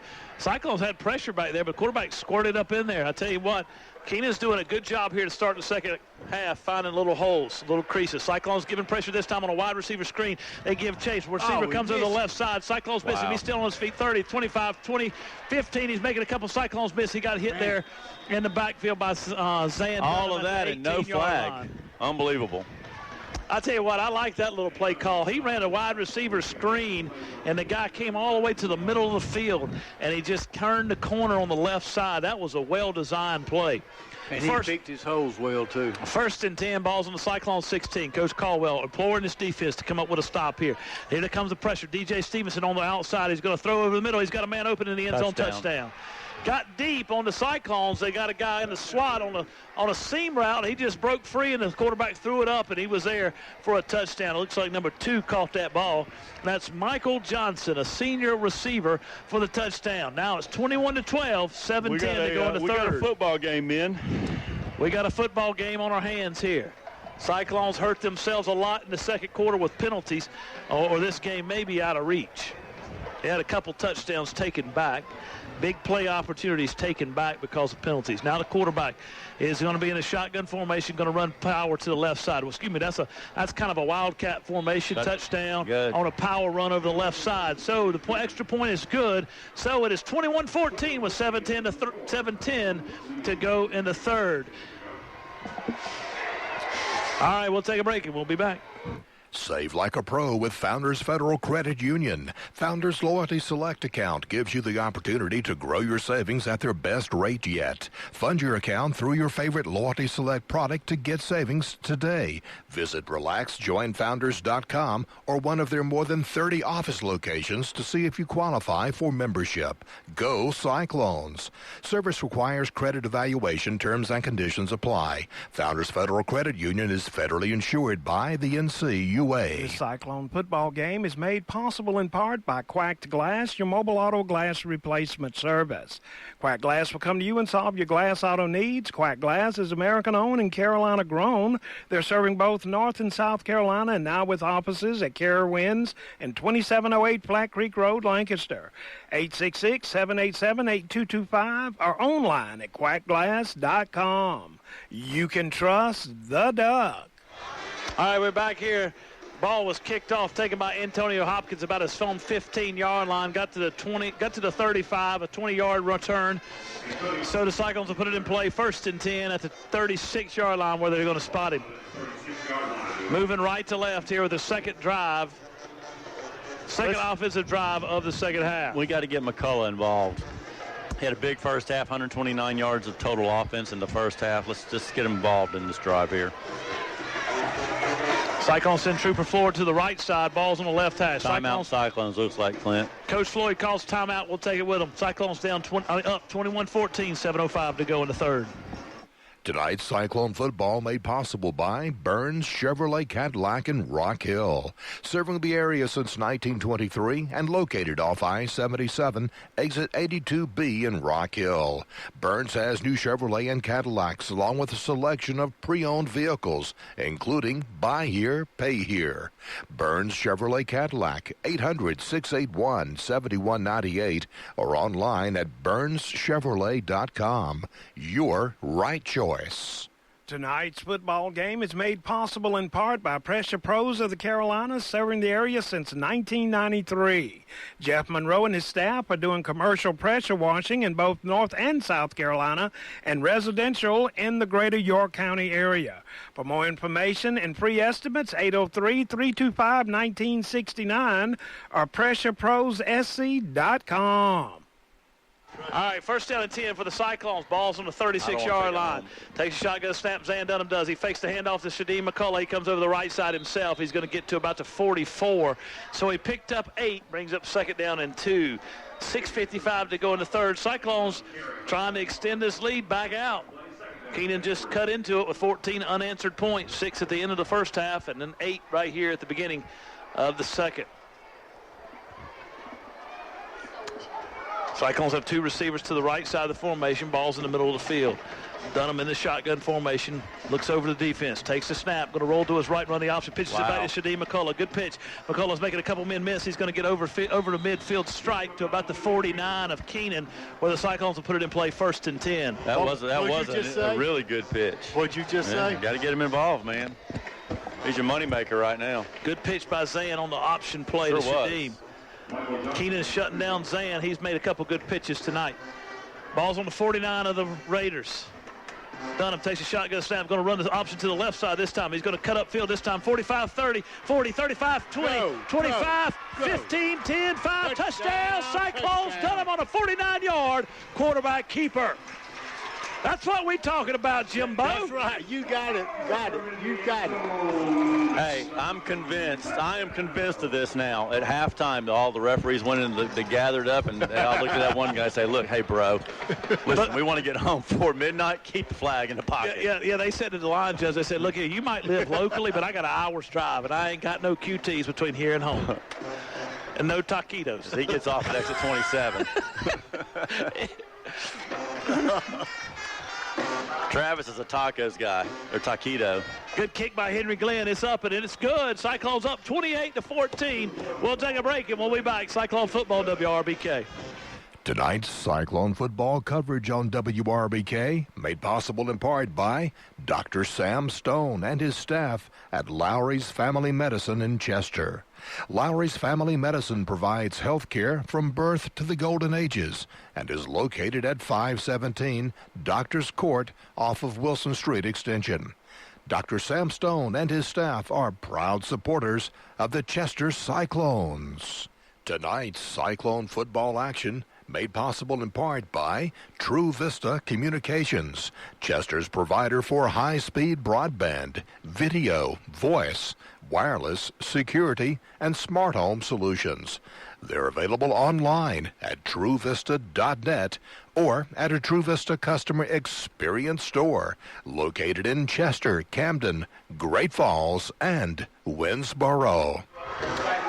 Cyclones just took the lead up to 14 points, 28-14 over the Keenan Raiders on a Zan Dunham 49-yard touchdown run to start, or midway through this third quarter here. Cyclones up 28-14, 6:04. Here's the run up and the kick for Henry Glenn. Kick. High kick going to be taken at the 5-yard line by the Raiders return man. He's over the left side. Cyclones give chase. There he is, DJ Stevenson, along with several other Cyclones there to make the stop. Raphael Pendergrass got tied up with somebody, and they both went down, and there was no flag. I am surprised. We haven't had a flag this quarter. Hey, man, don't. Yeah, 5 yards offside. I don't even see the flag on the line judge if we've been talking about. I think they took it away from him. Well, that or his belly done lapped over it. 1 to 2. Oh, that was wrong. It's the truth, man. It's the truth. My bad. I shouldn't have said that. Mine's getting there. I'm getting that Dunlap disease myself. Shotgun formation sends a man in motion from left to right. Go throw across the middle of the field. Ball falls out. Incomplete. Boy, he had this running back. Well, if he just could hit this running back out here in the flats, he had a little bit of green grass in front of him. Pass intended for Davis is number 11, incomplete.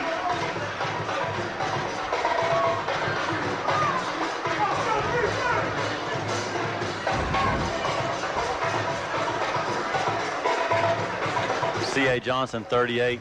Great Falls 6, third quarter. I never would have believed that. All right, quarterback sends his man from right to left. Now back to the right side. In the backfield, O'Neal waits on the snap. Man goes in motion from left to right. Going to be a jet sweep over the left side, and he's got some running room. Jordan Bowser gives chase. Kajarius Jackson. Oh, there we go. Umpire bailed us out with a little holding call. Thank you, umpire.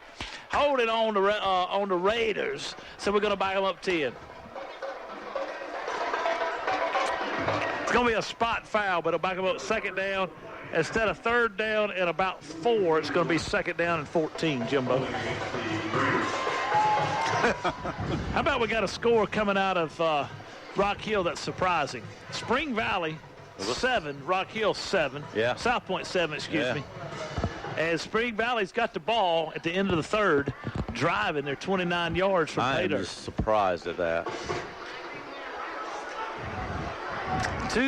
Second down and 14 for the Raiders. Driving left to right. I shouldn't have said that. Now I want to say it every time. 5:41 to go. Call them the Raiders. 28-14 Cyclones lead. Quarterback O'Neill's in the shotgun. Got 3 receivers to the right side. Ball's on the left hash. He drops back, throws across the field. Got a man open. Cyclones give chase. He's breaking free. Raphael Pendergrass runs him out of bounds at about the 45-yard line. I'm going to tell you something. That kid's a player. Yep, he can run. Yeah, the receiver there is got some speed to him, doesn't he? Well, he's a running back. Got a little speed on him. 45-yard line, moving left to right against the Cyclones defense. Cyclones trying to get a stop here. Keenan's got the ball on their own 45. First and 10. Quarterback looks at his wristband. Gets the play call. Snap. It's a good snap. He drops back. He's going to roll to his left. Cyclones give chase. They got him in the backfield this time. He was taken down by number 28, Jordan Bowser for the Cyclones. 5:22 to go in the third. Cyclones with a tackle for a loss. Second down and 13 for the Raiders. Cyclones cheat a man over. Andre Evans from his safety position. 3 receivers. They hand it off to the left side. This time right here, that's my man Kajarius Quez Jackson making the stop after he gained 2 or 3 on the play. Brings up third down and long. Went to that well one too many times on the left side, Jimbo. Yes, we talked too quick, didn't we? Well, Coach Floyd had a conversation. Coach Floyd made some adjustments. Coach Floyd and Coach Talkman had a conversation with Quez when he came off the field. Yes, I think you're right. I think if they don't get a first down, they can get it within 4 or 5 yards, I think they'll go for it. Oh, for sure. Keenan in the shotgun. Ball's on the left hash, moving left to right, looking downfield. Cyclones bring pressure. He throws downfield. Cyclones come in, and good defensive coverage out there by number 13, Reggie Heath Jr. And look at my man Jerry Caldwell. He's fired up with him. I think Keenan goes for it right here. Nope, looks like they're going to bring a punt team on. Guess they felt like they couldn't. You know what? The receiver made a good job of adjusting on that to come back and get the football. He actually had a chance to catch it, but I don't understand that play call there. Well, he had some guys open. I think he ran 5 men in a row. He just chose downfield. Got a good snap. Cyclones give chase, almost get it. High end over end kick. It's going to hit at the 30-yard line. Like a wet Stop shot. right there. Looked like something we'll see in day 1 of the Ryder Cup. 29-yard line. Cyclones take it over first and 10. In the concession stand on a pink bracelet. If you have lost your keys on a pink bracelet keychain, please report to the home side concession stand. There's also We need to take this one down, too. Oh, for sure.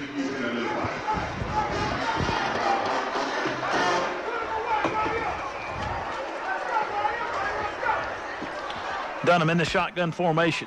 Takes a shotgun snap, fakes the handoff, going to find a man open. That's Kyan Anderson, 45-yard line, 50. He's still driving hard. He's going to get inside the 50-yard line to the 45. Good throw by Zan. Well-designed play by Coach Floyd. Kyan Kennedy, from his tight end position made the catch. That pass was dead on the money. You know, when you're able to do that, it just keeps the defense honest. 25-yard, 26-yard pass play. Dunham takes a shotgun snap, hands it off to McCullough over the left side. McCullough's driving hard. He's going to get in the 45-yard line to the 41. He gained 4, brings up second down and 6.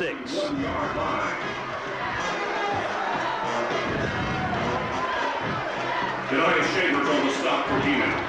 Second down and 6.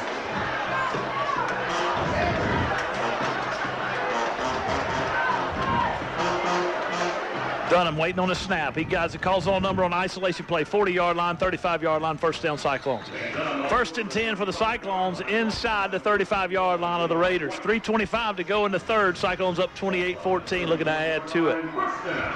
The defense got a little talking to after that break, giving up that those two 14 points unanswered. Offense scored. Now we got a little bit of more energy back on this football team. Switching to Maurice Thompson and Travante Weldon. Right side to the left side. Takes shotgun snap, going to run the option. Zan steps inside, then steps outside. On number 35-yard line. He's still on his feet, driving hard to the 25. Got a first down. Another first down for the Cyclones, a gain of 10. Cyclones have it at the 25 of the Raiders. 25-yard line after a spin and run down the field. Gain of 9 on the play, 2nd down and 1. Oh, they only gave him 9. 2nd down and 1 for the Cyclones here.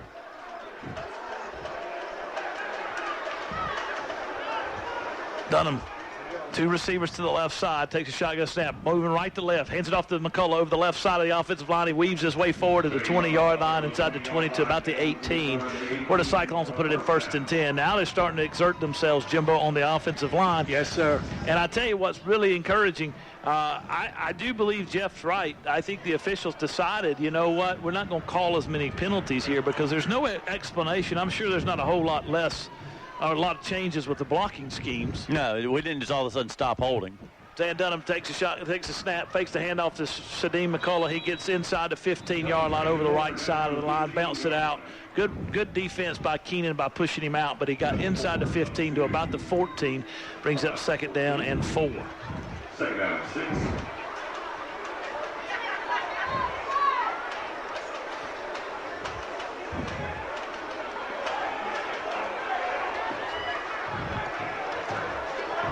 .2:11 to go in the 3rd. Dunham in the shotgun formation, waiting on the snap. Got the snap, going to run the option to the left side. Drifts in the hole, tries to get it. He pitches it out to Shadim. 15-yard line, 10. He's on the 5-yard line. He's going to get inside the 5 to the 2. Man, what a play by Zan Well, that was dangerous, though, guys. It was dangerous. He was turned around. He spun twice. He turned his back to him and turned around and just pitched it with 2 hands backwards on a lateral, as it were, to Shadim. Shadim broke around the left side.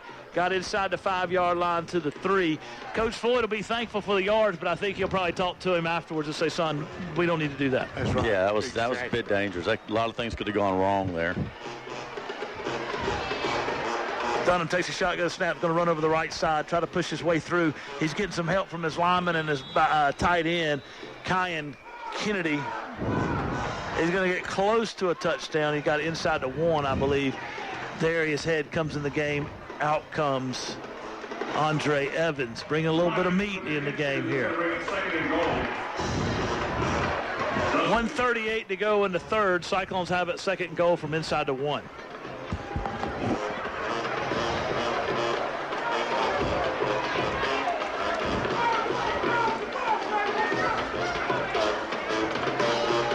Dunham hands it off to Darius Head. Darius is trying to drive his way forward. He's not going to get there. In fact, I might have lost a yard. There was a bit of a problem with the exchange on the handoff right there, Clint.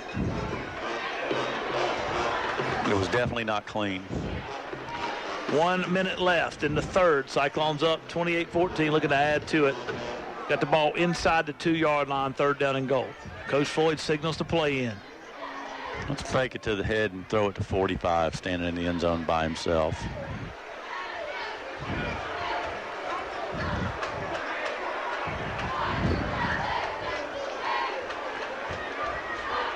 Dunham takes a shotgun snap, hands it off to McCullough over the left side. Touchdown, Cyclones.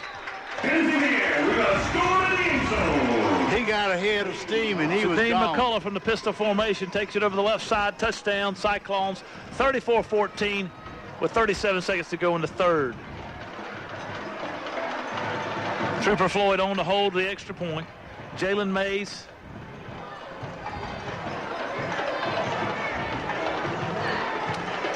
Waiting as a snapper. Jalen Moss. I don't know why I said Mays. Here comes Kevin Anderson on for the Cyclones. Getting a man on late. Henry Glenn on to try the extra point. Trooper waiting to hold. Waiting on the snap from Jalen. Got a good snap. Hold down, kicks up, and it is good. So the Cyclones are up 35-14 with 37 seconds to go in the 3rd.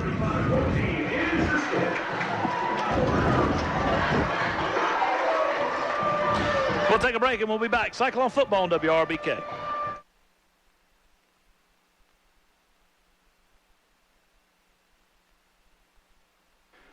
Tonight's Chester Cyclone football game is made possible in part by First Citizens Bank. At First Citizens, we believe that banking is all about the people we serve, and we work hard every day to make sure our customers know how we feel. First Citizens Bank with offices in Richburg and Chester. That's First Citizen Bank, forever first. This broadcast of Chester Cyclone football is made possible by Polk Bell Bonds, serving Chester County for over 30 years. Polk Bell Bonds executes surety bonds in all state or federal courts and can provide GPS, electronic, or alcohol monitoring. Ned Polk is available anytime at 581-POLK, 482-POLK, 789-POLK, and 872-2222. Polk Bell Bonds. Henry Glenn's kick was a high end-over-end kick, was taken about the 20-yard line, maybe 15-yard line. Return man got inside the wedge, then kicked outside. Cyclones ran him out of bounds about the 35. So they'll put it in play 1st and 10, Keenan will. They're going to spot it at the 30-yard line. So they'll put it in play 1st and 10 at the 30, moving left to right. Down 35-14 to the Cyclones. Defense getting a little fired up now. Ball spotted at the 30-yard line. First down, Keenan.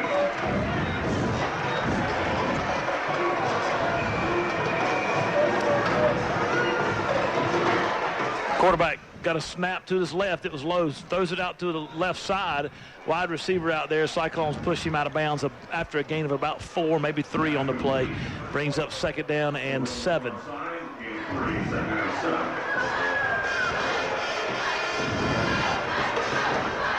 Spring Valley up 14-7 over South Point in the surprising game of the night. Very surprising, at least to me.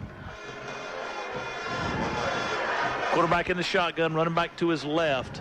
Cyclones look like they're going to bring a blitz, and Jordan Bowser mistimed it again. Jumped off sides, brings up 2nd down and 2. 5-yard penalty, 2nd down and 2.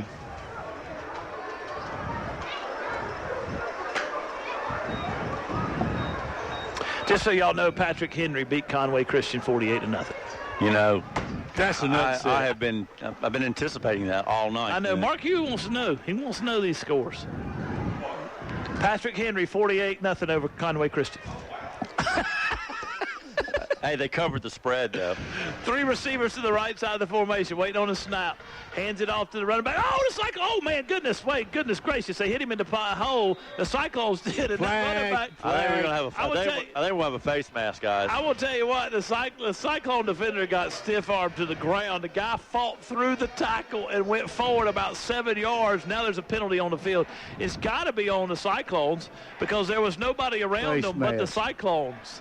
There were a couple Cyclones around the running back. I mean, what a run. I really enjoyed watching that kid play tonight, from that running back from Keenan. He's a pretty good football player. Hey, man, that was a 15-yard. I mean, that was a 5-yard grasping of the face mask, just brushed it. But I'm going to tell you right now, that's a run that's going on the highlight film for the year. When they have the final banquet, they're going to have him on there. Quarterback looks to the sideline to get his play call. Now he hollers it out to his receivers. There's 4 of them on the right side. Ball's on the left hash. Waiting on the snap. Cyclones going to bring pressure up the middle this time. It's a quarterback draw all the way. He's running hard up the middle. Cyclones give chase, but not until he gets 10 yards. DJ Stevenson made the stop. That's the last play of the 3rd quarter. Cyclones up 35-14. We come back. It'll be 1st and 10. Keenan on the Cyclone 40 driving to try to cut into this lead. We'll be back. Cyclone football, WRBK.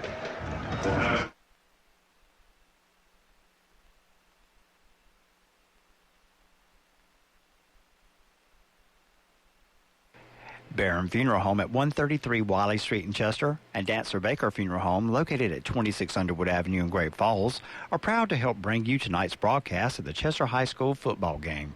They wish the Cyclones great success this season.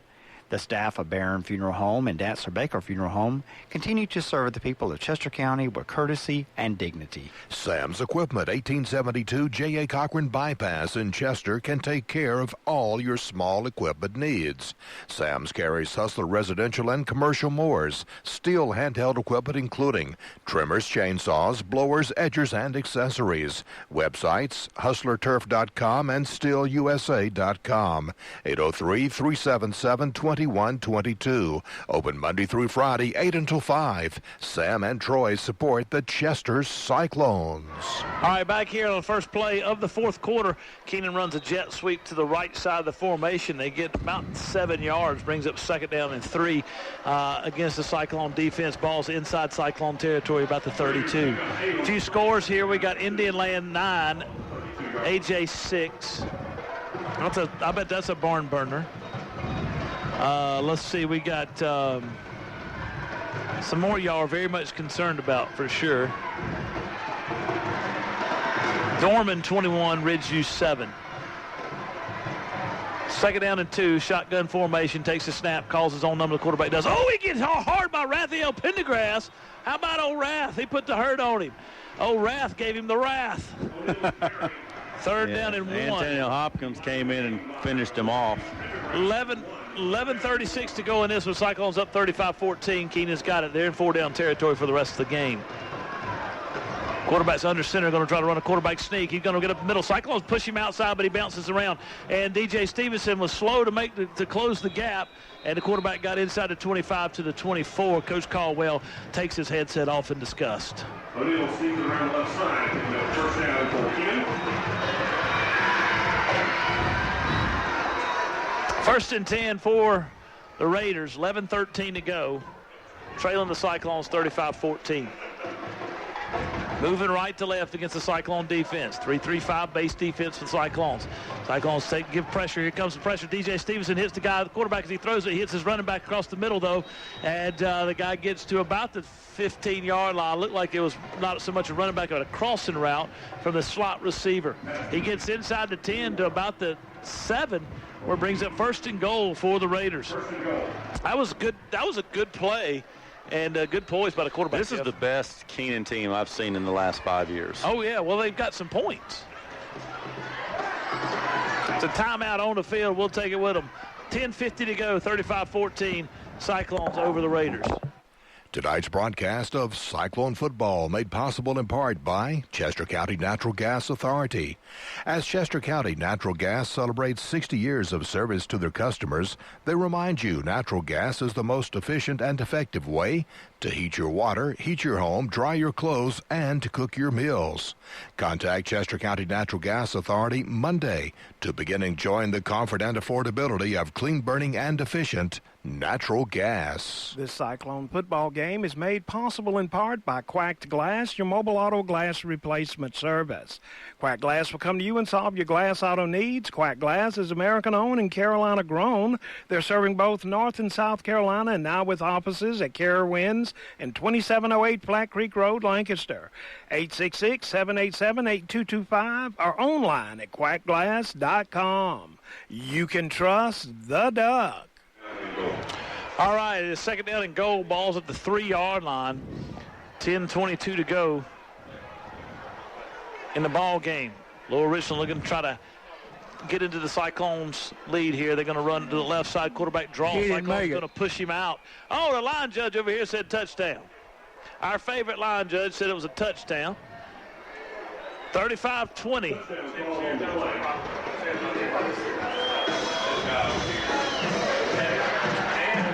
So it's 35-20.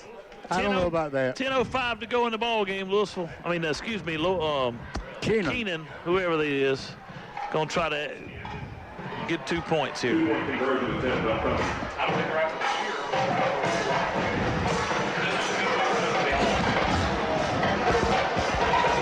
It was the far end of the field. I couldn't see, Jim. I couldn't either, but it did not look like to me he made it.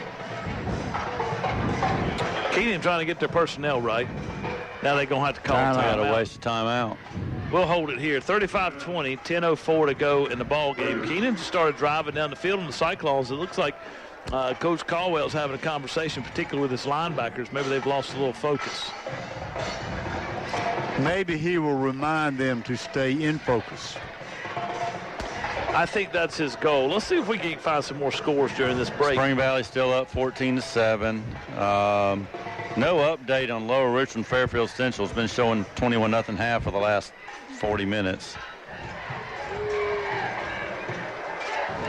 All right, let's see. LR was up 21-0. That's the last score we have over Fairfield. The Diamond Hornets. Gaffney and Gray Collegiate 31-21 after 3. Clinton 41, Newberry 13. Yeah, Clinton's got a good football team this year. Travis is saying they're going to move to 5-0. All right, here we go. Keenan's ready to try the 2-point conversion. They got their Wildcat package Jumbo in. package. Running back's going to call over the right side. Left side, he's going to drive his way in. 2-point conversion's good. So it'll be 35-22 with 10:04 left in this one. We'll take a break this time, and we'll be back. Cyclone football, WRBK. Relax on and off the field with Founders Federal Credit Union. With services like Founders Online and Founders App, you'll enjoy local personalized service. Joining Founders Federal Credit Union is easy. Relax, join Founders.com or at one of the more than 30 office locations to see if you qualify for membership. Relax, go Cyclones. Services require credit evaluation. Terms and conditions apply. Founders Federal Credit Union is federally insured by NCUA. Tonight's Chester Cyclone football game is made possible in part by Hamilton, Delaney, Greer, and Cotton. Attorneys at law providing legal services since 1907. Attorneys Milton Hamilton, Greg Delaney, Brian Greer, and Nick Cotton have a general practice of law with offices in Chester and Great Falls. Hamilton, Delaney, Greer, and Cotton support all the schools in Chester County. All right, back here. Cyclones up 35-22. Keenan just won't go away. Keenan just will not go away. Here's the score, Clint.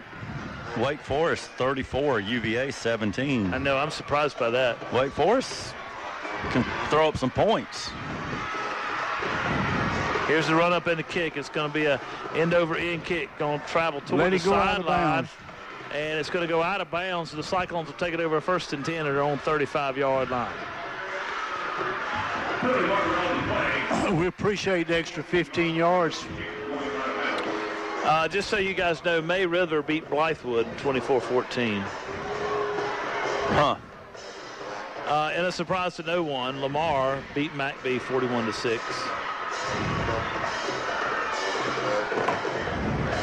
What's the good college games tomorrow outside of ours, Clint? Any Kentucky and the Gamecocks tomorrow night, huh, Jim? Yep. The nemesis of the Gamecocks has been those Wildcats. They can't seem to get over that hump.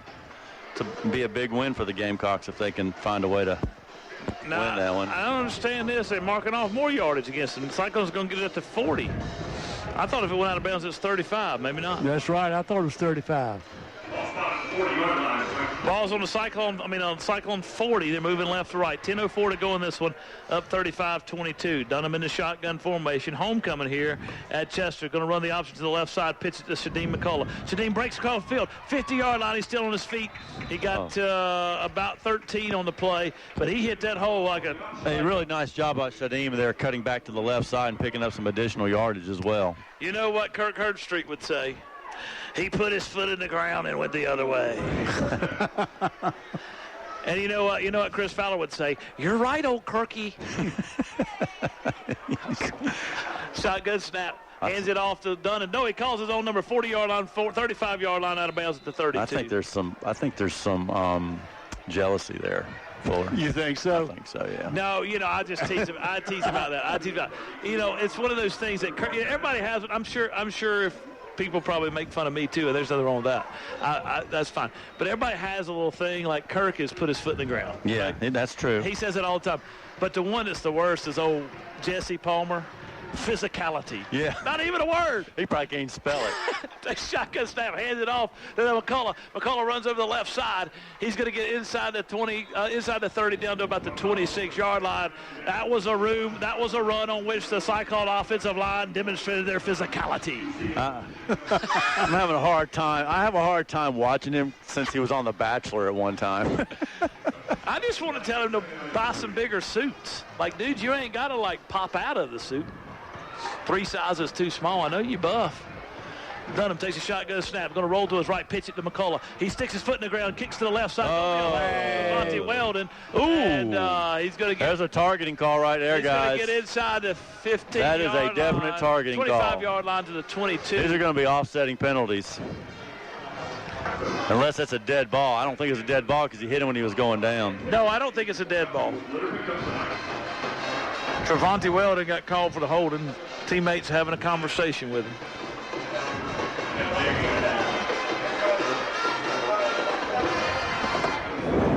Holding on the Cyclones. Holding on the Cyclones. Targeting on the against Keenan. That's the offsetting penalties. Replay second down. Second down and 3 for the Cyclones. Ball's inside the 25-yard line of the Raiders.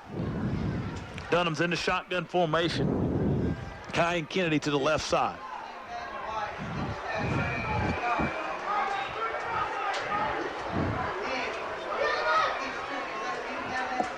Waiting on the snap. Gets the snap.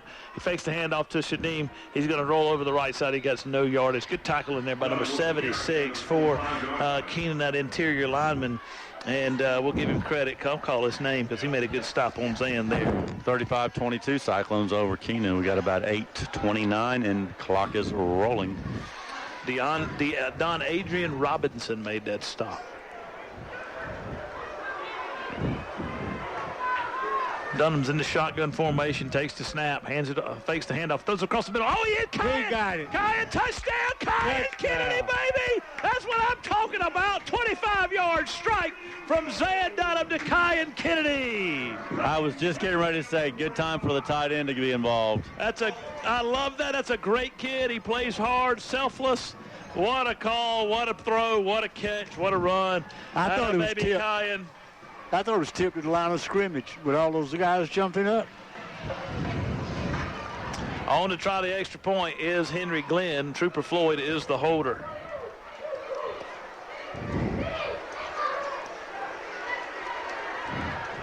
Kicks up, and it is no good. He hooked it left. So the Cyclones are up 41-22 with 8:08 to go. We'll take a break, and we'll be back. Tonight's football game is made possible in part by Pressure Pros of the Carolinas, serving the area since 1993. Jeff Monroe and his staff are doing commercial pressure washing in both North and South Carolina and residential in the greater York County area. For more information and free estimates, 803-325-1969 or PressureProsSC.com. This broadcast of Chester Cyclone football is made possible by Polk Bell Bonds, serving Chester County for over 30 years. Polk Bell Bonds executes surety bonds in all state or federal courts and can provide GPS, electronic, or alcohol monitoring.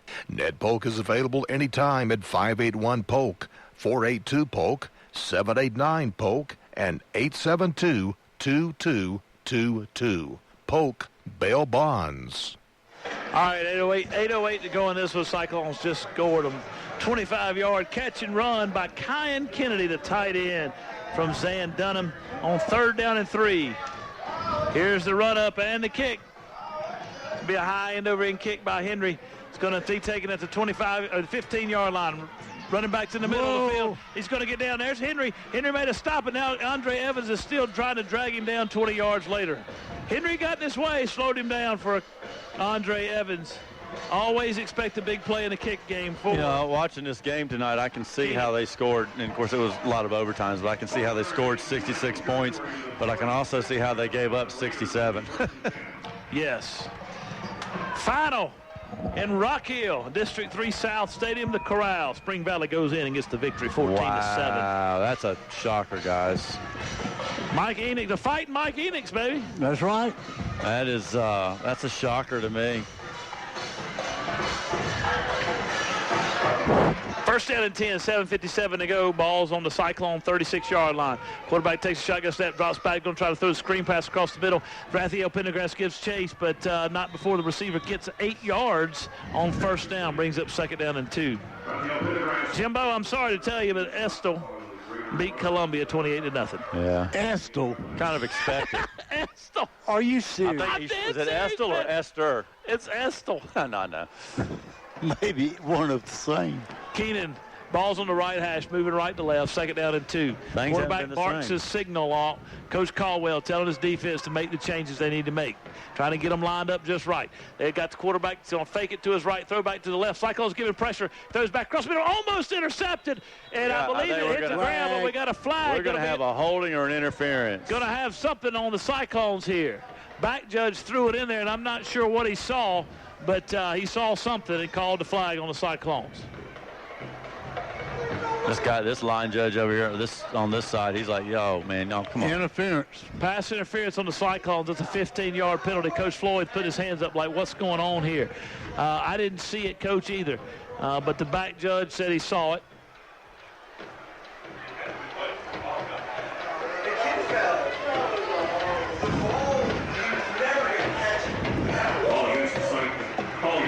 Coach Jeff Lewis in the press box, he's as confused as the rest of us. Didn't see it at all. 1st down and 10. All those balls on the Cyclone 15-yard line.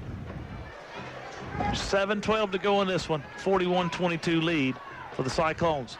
Keenan trying to cut into it. Fake the jet sweep, hand it off to the running back. Cyclones going to volley him up in the hole. He's going to get inside the 15, down to about the 11-yard line. So gain 3 or 4 on the play. Brings up 2nd down and long. Marquise Williams on the carry. A lot of Cyclones in on the stop. 2nd down and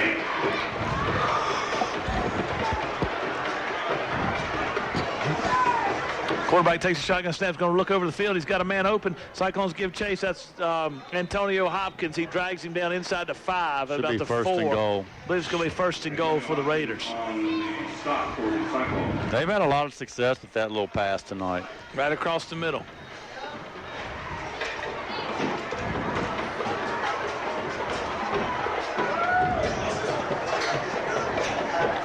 .6:22 to go.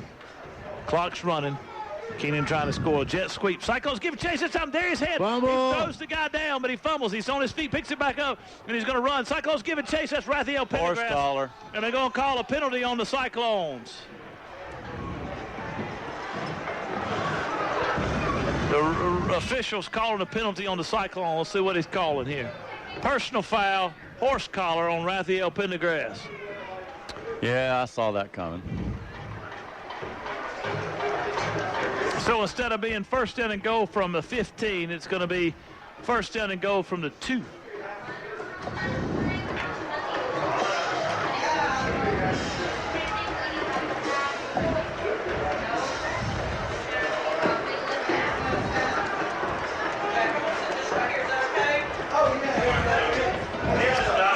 All right, so it's 3rd down and goal. Ball is going to be at the 8-yard line, 7-yard line.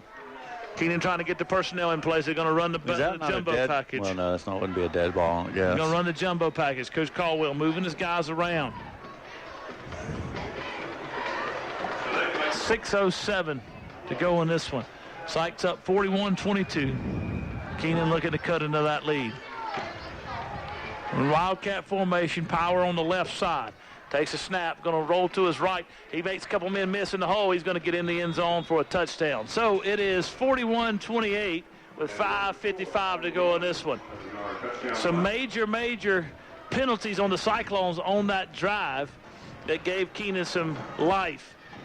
15-yard pass interference penalty, and then a horse collar after the Cyclones tackled a guy for a loss of about 10 on the play. Coaching staff for the Cyclones not happy with those calls. They're going to run it this time over the same play. Cyclones stop it in the backfield for no good on the 2-point conversion. So it's 41-28, 5:55 to go on this, and we'll take a break and we'll be back. Cyclone football, WRBK. Tonight's broadcast of Cyclone football made possible in part by Chester County Natural Gas Authority. As Chester County Natural Gas celebrates 60 years of service to their customers, they remind you natural gas is the most efficient and effective way to heat your water, heat your home, dry your clothes, and to cook your meals. Contact Chester County Natural Gas Authority Monday to begin enjoying the comfort and affordability of clean burning and efficient natural gas. For over 77 years, Fairfield Electric Cooperative has delivered electric energy to our consumer owners. As a Touchtone Energy Cooperative, We are part of a nationwide community of local, not-for-profit cooperatives committed to enhancing our customers' lives and livelihoods by providing reliable power, high-quality customer-focused service, and valuable products and services. We're Fairfield Electric Cooperative, your Touchstone Energy partner. Proud to be a part of tonight's Cyclone football coverage on WRBK. All right, back here at Cyclone Stadium. Cyclones got the hands team in, fully expecting an onside kick by the Keenan Raiders here. They got the ball teed up at the 40-yard line. Quarterback, Hernandez O'Neal, is the kicker. Here's the run up and the kick. It's going to take a high kick. It's illegal touching. Cyclones get it. Raphael Pendergrass takes it down. He catches it. And he's going to run forward. But that's illegal touching. That's a good Even penalty. before that, the guy on the far side on the end, he was 2.5 yards. He was at least 1.5 yards offsides before the ball was ever touched, before it was ever kicked. Should have called offsides. Ball didn't go 10 yards, so that's why they threw the flags. It was legal touching.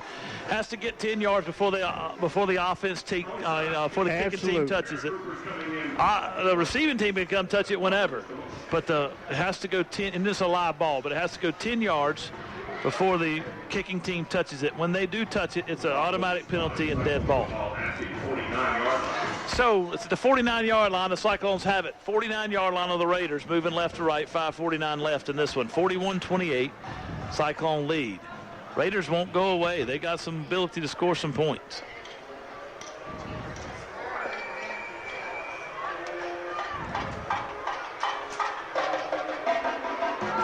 Dunham takes a shotgun snap. It's going to roll to his right side to try to run it. He's going to cut up field. Keenan did a good job stopping it initially, the pitch, but Zan scooted forward for 5 yards on a cutback and got got good yardage on first down.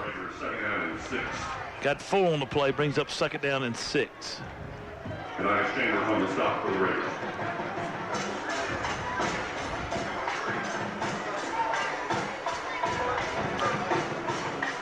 Hands off to Shadim McCullough over the left side, 40-yard line, 35. He's still driving forward. He's going to get to about the 28-yard line the 32-yard line where he goes down. This line judge on this side of the field has not thrown a flag this half. He threw that one illegal touching. Oh, did he? Yeah. I didn't see him throw that one. Well, I give him that one. That was legit. Well, yeah, we'll take that one. Dunham's in the shotgun formation. He fakes the handoff to Shadim, calls his on number 30. He sticks his foot in the ground, kicks left. 35, 25-yard line inside the 20 to about the 19-yard line where the Cyclones. Oh, here comes a penalty at the end. Now, that penalty was, if that's a penalty on the Cyclones, it's something that was thrown. It can't be a hold. I think it's like unsportsmanlike conduct, Clint. Kevin Anderson's not happy about it, but it was thrown way after the play. Dead ball, personal foul on the Cyclones. God, bro. What was the call? I missed that. It's a first down, personal foul. It's a first down, so let's back them up 15 yards and have first down 10 from there. Penalty was after the play. First down rule stands. Penalty being marked off after the run.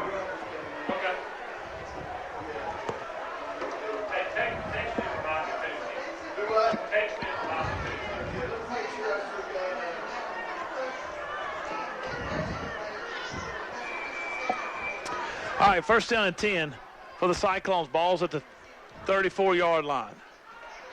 Sticks aren't quite set up like they're supposed to be. A little struggle on the side of the field. Come on, Lissy. Dunham takes a shotgun snap. He's going to roll to his left side. Call his on number 30-yard line. He's still on his feet, almost to the 25-yard line, 26. Got 9 on first down. 4:48 to go. Cyclones up 41-28, trying to melt this clock away. Dunham with the run down to inside the 30-yard line. To the 27. Second down and 3.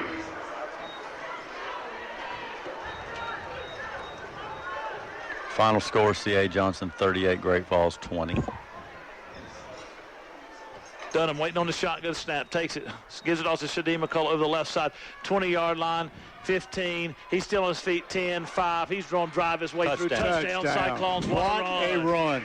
What a run. 26-yard touchdown, 29-yard touchdown run by Shadim McCullough over the left side. Then he bounced outside, ran hard, got into the end zone for a touchdown. 4:13 to go. Cyclones up 47-28. 21-0 Fairfield. 21-0 Lower Richland in the fourth quarter. It's been that score for a long time. What's the final? Great Falls. Trooper Floyd in to hold. Jalen Moss the snap. Kicks. Good hold. Kicks up, and it is good for Henry Glenn. Cyclones up 49-28 with 4:13 to go in this one. We'll take a break, and we'll be back. Cyclone football on WRBK. Sam's Equipment, 1872 J.A. Cochran Bypass in Chester can take care of all your small equipment needs. Sam's carries Hustler residential and commercial mowers, steel handheld equipment including trimmers, chainsaws, blowers, edgers, and accessories. Websites, hustlerturf.com and steelusa.com. 803-377-2122. Open Monday through Friday, 8 until 5. Sam and Troy support the Chester Cyclones. Tonight's Chester Cyclone football game is made possible in part by First Citizens Bank. At First Citizens, we believe that banking is all about the people we serve, and we work hard every day to make sure our customers know how we feel. First Citizens Bank with offices in Richburg and Chester. That's First Citizen Bank, forever first. All right, we're back here at Cyclone Stadium. Cyclones kick it deep. Henry Glenn does. And Lower Richland receiver drops the ball, but now he's got a wall of guys running to the right side. He's going to get over midfield, stripe to about the 48-yard line. I tell you what, man, Keenan does this to me. I know I got Lower Richland on mine. I'm sorry, Jim. Can you forgive me? No. But Keenan does this to us every year. Every year they run the ball back on us on kickoffs, and they get great field position. Usually run one back for a total score. Well, they had one called back. They did that earlier. Yeah. Ball right at the midfield just on the regular side of the 50-yard line 4 minutes ago. First and 10 Keenan. Ball's at the midfield stripe. Nose of the football touches the Keenan side of 50-yard line. Quarterback's in the shotgun. 4 minutes left in this one. 48-28 Cyclone lead. Takes shotgun snaps. Going to fake to the left side. Throw back across the middle of the field. DJ Stevenson gives chase, but he's not going to catch him until Andre Evans stops the receiver inside the 25-yard line at the 28. Oh, we got some extracurricular activity going on here. I think this is going to be against the Cyclones, guys. Number 5 was the receiver, Jaden Gibson. Maybe not. He's throwing his hands up in frustration, so it may go against Keenan. I don't know. Ball's at the 25-yard line. They're sorting out the flag thrown in by the back judge.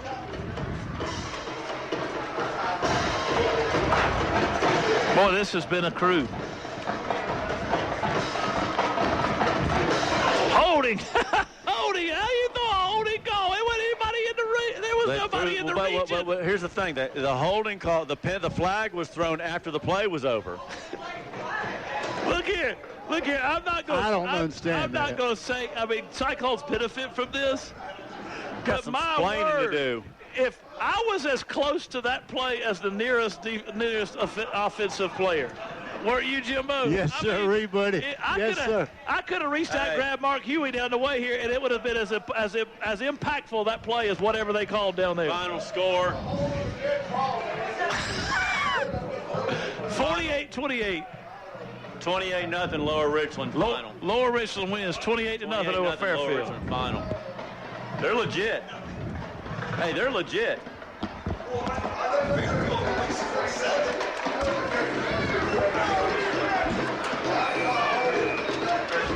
Well, if you recall, it took a couple miracles for us to score. Shotgun snap. Cyclones giving pressure. He throws across the middle field. Got a man open. Cyclones giving chase. 25-yard line, 20. And he's going to get inside the 15-yard line to about the 12 where the Cyclones make the stop. That's Antonio Hopkins. Cyclones here are, up 20 with 3:43 to go. Coach Caldwell still being extremely aggressive on the defensive side of the ball. And we got a flag now. There's some chattering going on.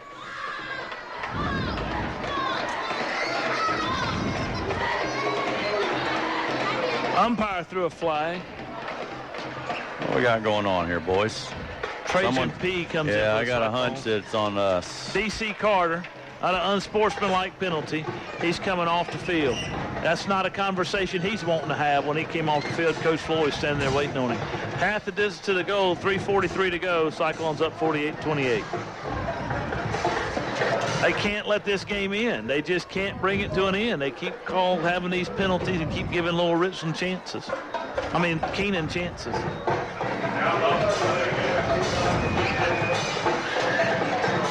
Cyclones and Raiders. Quarterback takes it, throws it in the end zone. That's going to be called for a touchdown. Right beautiful there. throw. I'm going to tell you, that was pretty. And Jordan Bowser hit the quarterback. That was pretty. Yeah, it was. He laid it. Was he in bounds? That quarterback threw that ball in the only place he could throw it. Was he in bounds? Sometimes you just got, sometimes you just got to give credit, man. That was perfect. Beautiful throw, beautiful catch. And he threw it as Jordan hit him. So 48-34, 3-4-34 left in this one. Keenan Raiders going for 2. Sends a man in motion from left to right. Quarterback takes it. Ball's on the ground. Cyclones give him, tackle him for a loss. 2-point tries. Fell short. So we'll take a break here. 3:34 left. Cyclones up 48-34. We'll take a break. Tonight's Cyclone football coverage on WRBK made possible in part by Dr. Sam Stone and his staff at Lowry's Family Medicine in Chester. Lowry's Family Medicine provides health care from birth to the golden ages and is located at 517 Doctors Court off of Wilson Street Extension. Dr. Sam Stone and his staff are proud supporters of the Chester Cyclones. Tonight's football game is made possible in part by Pressure Pros of the Carolinas, serving the area since 1993. Jeff Monroe and his staff are doing commercial pressure washing in both North and South Carolina and residential in the greater York County area. For more information and free estimates, 803-325-1969 or PressureProsSC.com. Oh, no! The Keenan Raiders kicked the ball off on an onside kick, hits a Cyclone, bounces around. Keenan has a chance. It bounces back up in the Keenan guy's arms. It bounces out of his arms, and the Cyclones finally recover it. Antonio Hopkins falls on it for the Cyclones. So the Cyclones will take it over 1st and 10 at their own 48-yard line. Moving left to right, 3:30 in the game that will not end. Cyclones up 48-34. Jimbo went and got him another piece of cake. He said this game's been going on so long, I got to have another piece of cake. Dunham takes a shotgun snap, going to roll to his right, going to run the option. He cuts upfield. He makes a couple men miss. He's still on his feet. He's going to get inside the 40-yard line to about the 30. Tell you what, Zan's run really hard tonight. Well, all of our guys have run really hard tonight. This is probably the most complete offensive game we've seen from the Cyclones, quite honestly, Clint, all year. I wasn't here for the Northwestern game, but... well, they ran pretty well. They ran over 500 yards on Northwestern. Dunham takes a shotgun snap, hands it off to McCullough up the left side. He's still on his feet. 30-yard line. He's going to try to get inside the 25-yard line, go down inbounds. Zadim. He's going to go down inbounds at the 5th. That's a 20-yard line, 21. That's the first Travis, down. we crossed the 400-yard level mark yet. 2 minutes and 53 seconds left. Cyclones up 48-34.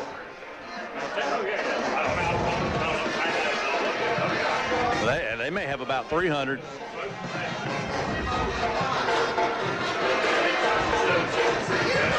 Dunham in the shotgun formation. He drops the football on the ground. It's bouncing around. Keenan cannot recover. It looks like the Cyclones jump back on it. Dunham just dropped the ball. He tried to get on it. It squirted free. Keenan chased it around, bounced around. Keenan comes up with the football. Kevin Anderson almost got on it, but 2:33 to go. Cyclones up 48-34, but just turned it over. That was close to a scoop and score. Yeah, it was. And that could have made it a real interesting last 2.5 minutes. Cyclones just turned it over. Zan Dunham running to the right side, just dropped the ball. I don't know if it was an exchange problem with the quarterback and the running back where he pulled it out and the ball just got knocked loose or what, but the ball's on the ground. Keenan recovers it. 2 minutes and 33 seconds left, down 14. Ball's on the Keenan Raiders' 32-yard line. They're moving right to left. This game's not over yet. 3 receivers to the left side of the formation. Cyclones going to be up tight coverage, a single high safety. Now they drop back Raphael Pendergrass, but Jordan Bowser comes over the middle. Cyclones giving chase. They're going to throw it back to the backfield. That's a forward pass. DJ Stevenson picked it up, going to run into the end zone, but that is a forward pass, an incomplete forward pass.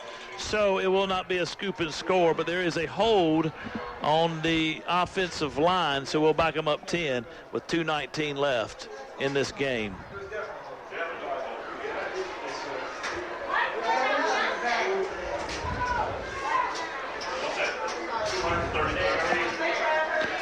.38-34, 2:19 to go. Cyclones and Raiders.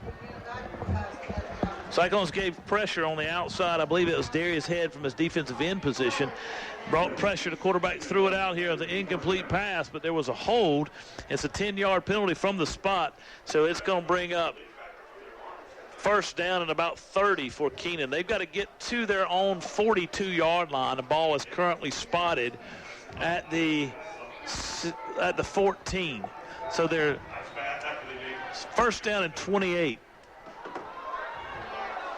Quarterback's in the shotgun, empty backfield set. Cyclones give pressure. He's wide open, there. this guy. There's Kajarius Jackson. He's in the backfield with him, and they're going to take him down for a loss inbounds along with number 50, D.C. Carter. He lost 1 on the play, brings up second down and 29. This receiver over here is complaining about being wide open way over here, but he needs to follow the football to try to get to show the quarterback that he's open. He didn't have anybody on him, but I mean, my God, the quarterback can't roll to his right and throw it all the way across the field. Well, the quarterback had no time either. Right.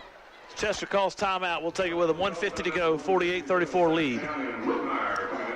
Tonight's Cyclone football action made possible in part by True Vista Communications, Chester's provider for high-speed broadband, video, voice, wireless, security, and smart home solutions. They're available online at TrueVista.net or at a True Vista customer experience store located in Chester, Camden, Great Falls, and Winsboro. WRBK would like to remind you that there will be a COVID vaccination this Saturday from 8 a.m. until 4 p.m. at the Chester County EMS headquarters located 514 Government Drive in Chester. For more information and to register, go to www.chestercounty.org, then click the Get Vaccinated button in order to register. All right, back here, Cyclones up 48-34. Keenan has it, second down and 29. Here comes pressure from the Cyclones. Kajarius Jackson going to run a wide receiver screen. And there's Darius Head. He made a play, baby, inside the 15-yard line. He took the guy down, run that play one too many times, and Head was ready for it that probably time. A good thing he made that play, though, Clint. He doesn't make that play. It's he's got some yards ahead of him. Hey, guys, hold yourselves right here. I'm going to give you a good score. Loris 35, Waccamaw 13. Wow. Yay! I could not wait for that one. That's important. Third down and 27. Empty backfield set. Cyclones give pressure. Kajarius Jackson right there. His head converge on the quarterback and take him down for a loss. Excuse me, that's number 50, not number 5. That's D.C. Carter and Kajarius Jackson making a stop for a loss. Big time sack. Brings up fourth down and 36. Basically, these guys have got to get to Lowry's for a first down. They certainly got to get to McDonald's.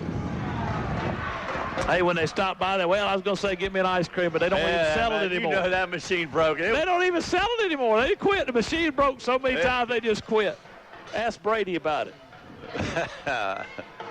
5 wide outs. Fourth down and 36. Keenan's going to throw it all across the field. And got a guy receiving, Antonio Hopkins there to make the stop for the Cyclones along with others. Jalen Moss. Cyclones take it over on downs. First down and 10. That should do it there, boys. From the 25-yard line, we get to go into the victory formation with 28 seconds left in this ball game. Cyclones will be victorious with the final score being 48-34, barring something crazy that we don't expect happening. So I saw this, Quentin, you might have seen this because you're on Twitter. I saw this the other day. There was a high school game, and I don't know where it was. Let's say it was in Texas, and a team was down by 20 points with 1:40 to go and came back and won. I didn't see that. 2 onside kick recoveries. I didn't see how it happened. I just read about it, and it was trending on Twitter that night. Of course. All right, Dunham in the shotgun formation. Andre Evans far deep. It's a victory. It was a wild snap, and Dunham takes a knee. That's going to be it. Cyclones are victorious for homecoming. Go to 3-3 on the season, 1-1 in the region. Cyclones 48, Keenan 34. We'll take a break, and we'll be back. This is Cyclone football on WRBK. Tonight's Cyclone football made possible by Burns Chevrolet Cadillac in Rock Hill. Serving the area since 1923 and located off I-77, exit 82B in Rock Hill. Burns has new Chevrolet and Cadillacs along with a selection of pre-owned vehicles, including Buy Here, Pay Here. Burns Chevrolet Cadillac, 800-681-7198 or online at BurnsChevrolet.com. Your right choice. Tonight's Chester Cyclone football game is made possible in part by Hamilton, Delaney, Greer, and Cotton, attorneys at law providing legal services since 1907. Attorneys Milton Hamilton, Greg Delaney, Brian Greer, and Nick Cotton have a general practice of law with offices in Chester and Great Falls. Hamilton, Delaney, Greer, and Cotton support all the schools in Chester County. Relax on and off the field with Founders Federal Credit Union. With services like Founders Online and Founders App, you'll enjoy local personalized service. Joining Founders Federal Credit Union is easy. Relax, join Founders.com or at one of the more than 30 office locations to see if you qualify for membership. Relax, go Cyclones. Services require credit evaluation. Terms and conditions apply. Founders Federal Credit Union is federally insured by NCUA. Barron Funeral Home at 133 Wiley Street in Chester and Dancer Baker Funeral Home located at 26 Underwood Avenue in Great Falls are proud to help bring you tonight's broadcast of the Chester High School football game. They wish the Cyclones great success this season. The staff of Barron Funeral Home and Dancer Baker Funeral Home continue to serve the people of Chester County with courtesy and dignity. All right, we're back here. Cyclones victorious, 48-34. Good game, guys. Yes, it was. Anytime you win, it's a good game. Yeah, it's always good when you win. That's Fun right. winning. But I'm going to tell you something. Hats off to the Cyclones. Bounced back after a tough week last week. But I got to tell you guys, I was really impressed with Keenan and just how they continued to try to stay in the game. I haven't seen that out of them since I started doing this again like 4 or 5 years ago. And I don't know if it's a new coaching system or a new whatever it is, but whatever they're doing seems to be working. And their speed. Ooh, wow! They had outstanding speed. Yeah. But no, I was really pleased with Keenan. I tell you, if I'm a Keenan fan, I'm a member of that staff. I'm pleased with the progress because Cyclones go to 10-0 all time against Keenan, but this game was the most competitive of all of them Absolutely. that we've seen. Usually, it's over by the first quarter. Yeah, absolutely. And so Keenan has really come to play tonight. I'm very proud of them. Really proud of the Cyclones, how they responded to adversity, fought back, and even when they had a chance that Keenan was coming back on them, they had all the penalties, they were still able to fight and overcome. And so I know that we're all proud to get a victory here at homecoming in Chester. Cyclones victorious 48-34. Just a few scores of note around the region. Northwestern 35, River Bluff 14. Rock Hill and Clover, tight one. Rock Hill's at the Clover 1 down 20-16 with 50 seconds to play. We'll see what happens there. But and then of course Lower Richland defeated Fairfield Central 28-0, and Great Falls fell to C.A. Johnson. Was it 38-20, and Indian Land beat Andrew Jackson 23-6. But we'll be off next week. We will not play next week. The Cyclones have next week off due to COVID arrangements. Next game will be here at Cyclone Stadium against the Fairfield Central Griffins, which is usually the last game of the season. But because of COVID, the Cyclones will play Fairfield Central in 2 weeks on October the 8th, have a week off, and then play Mid-Carolina on October the 22nd. And then have a week off before the playoffs start. So Cyclones have a lot ahead of them. They get some time to heal. good win, good way to go into this break. Ready to go, get ready for the Griffins in 2 weeks. And I think it should be a lot of fun right here on this field in the Storm Center where the Cyclones and the Griffins will take place in 2 weeks. But that's all we got from here. For Jeff Kerr and Jim Fuller, I'm Clint Davis. Cyclones victorious 48-34 over the Raiders from Keenan High School. Thanks for being with us. Until next time, we'll see you on the radio. This broadcast of Chester Cyclone football is made possible by Polk Bell Bonds, serving Chester County.